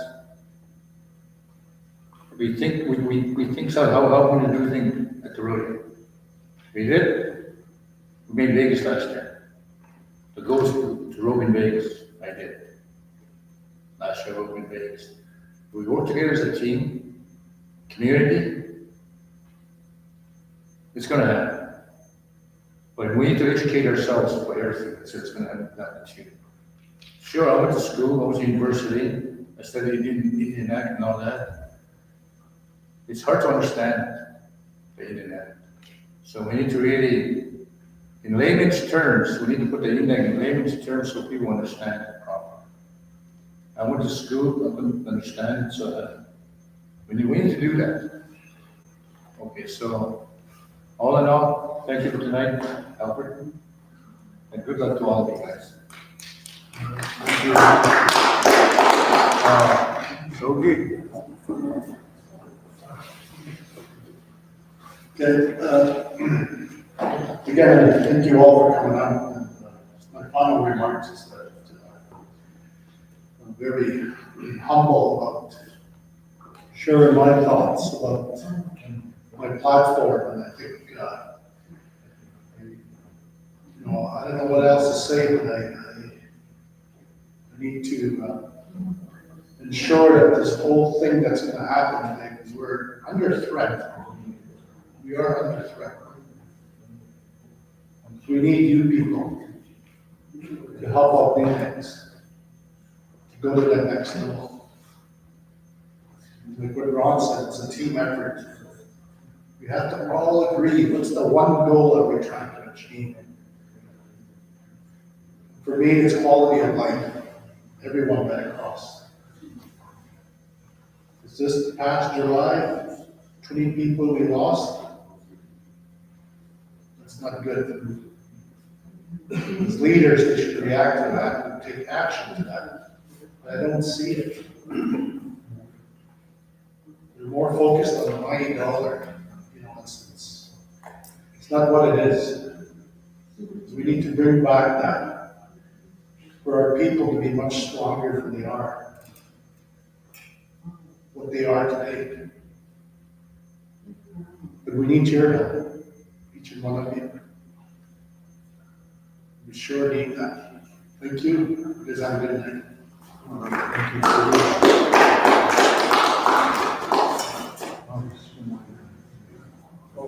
you. Okay, Paul.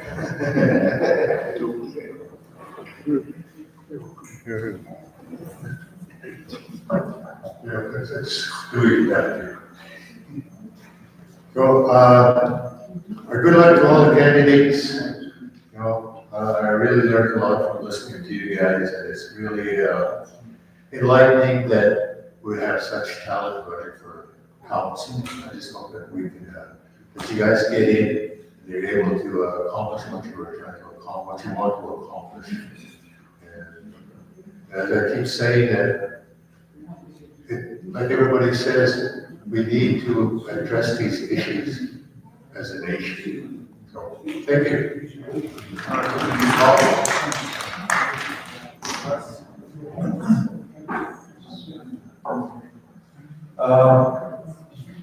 Just want to say thank you for everybody in attendance. Thank you for coming out, Donna, Kelly, Trent.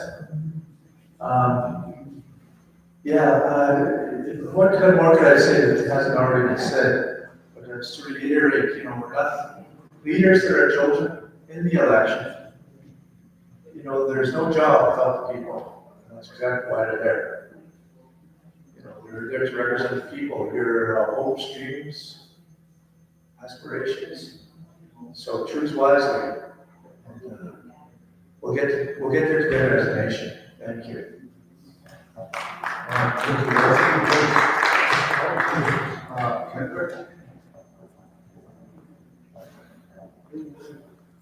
Okay, thank you everybody for coming out, all the candidates. Actually brought up some really good points about the treaty, which is pretty interesting because before I end off here is like Andrew Barrow had done a presentation for us at Olson College when I was in my diploma program. He said something, he said, treaty with the focus of Treaty 7 context. He said, when treaties are nation-to-nation agreements, not land surrenders. That's something that he said. He also said they form from a constitutional basis from Siksika's rights, our nation's rights. I got this when we did the presentation. They should support political arguments for self-government, land restitution, fair funding, and jurisdiction over our children, justice, and health. So, I too want to research more on our treaty, but it was interesting when he gave that presentation. But good luck to all the candidates. Thank you very much, Alfie. Thank you for the prayer, Brian, and good luck. And vote on the 19th and 26th. Okay.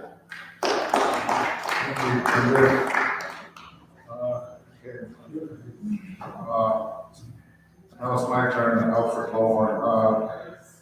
People are saying you can't make promises, but I am gonna promise that I can make. I'm gonna be honest, trustworthy, and have integrity while representing Siksika Nation.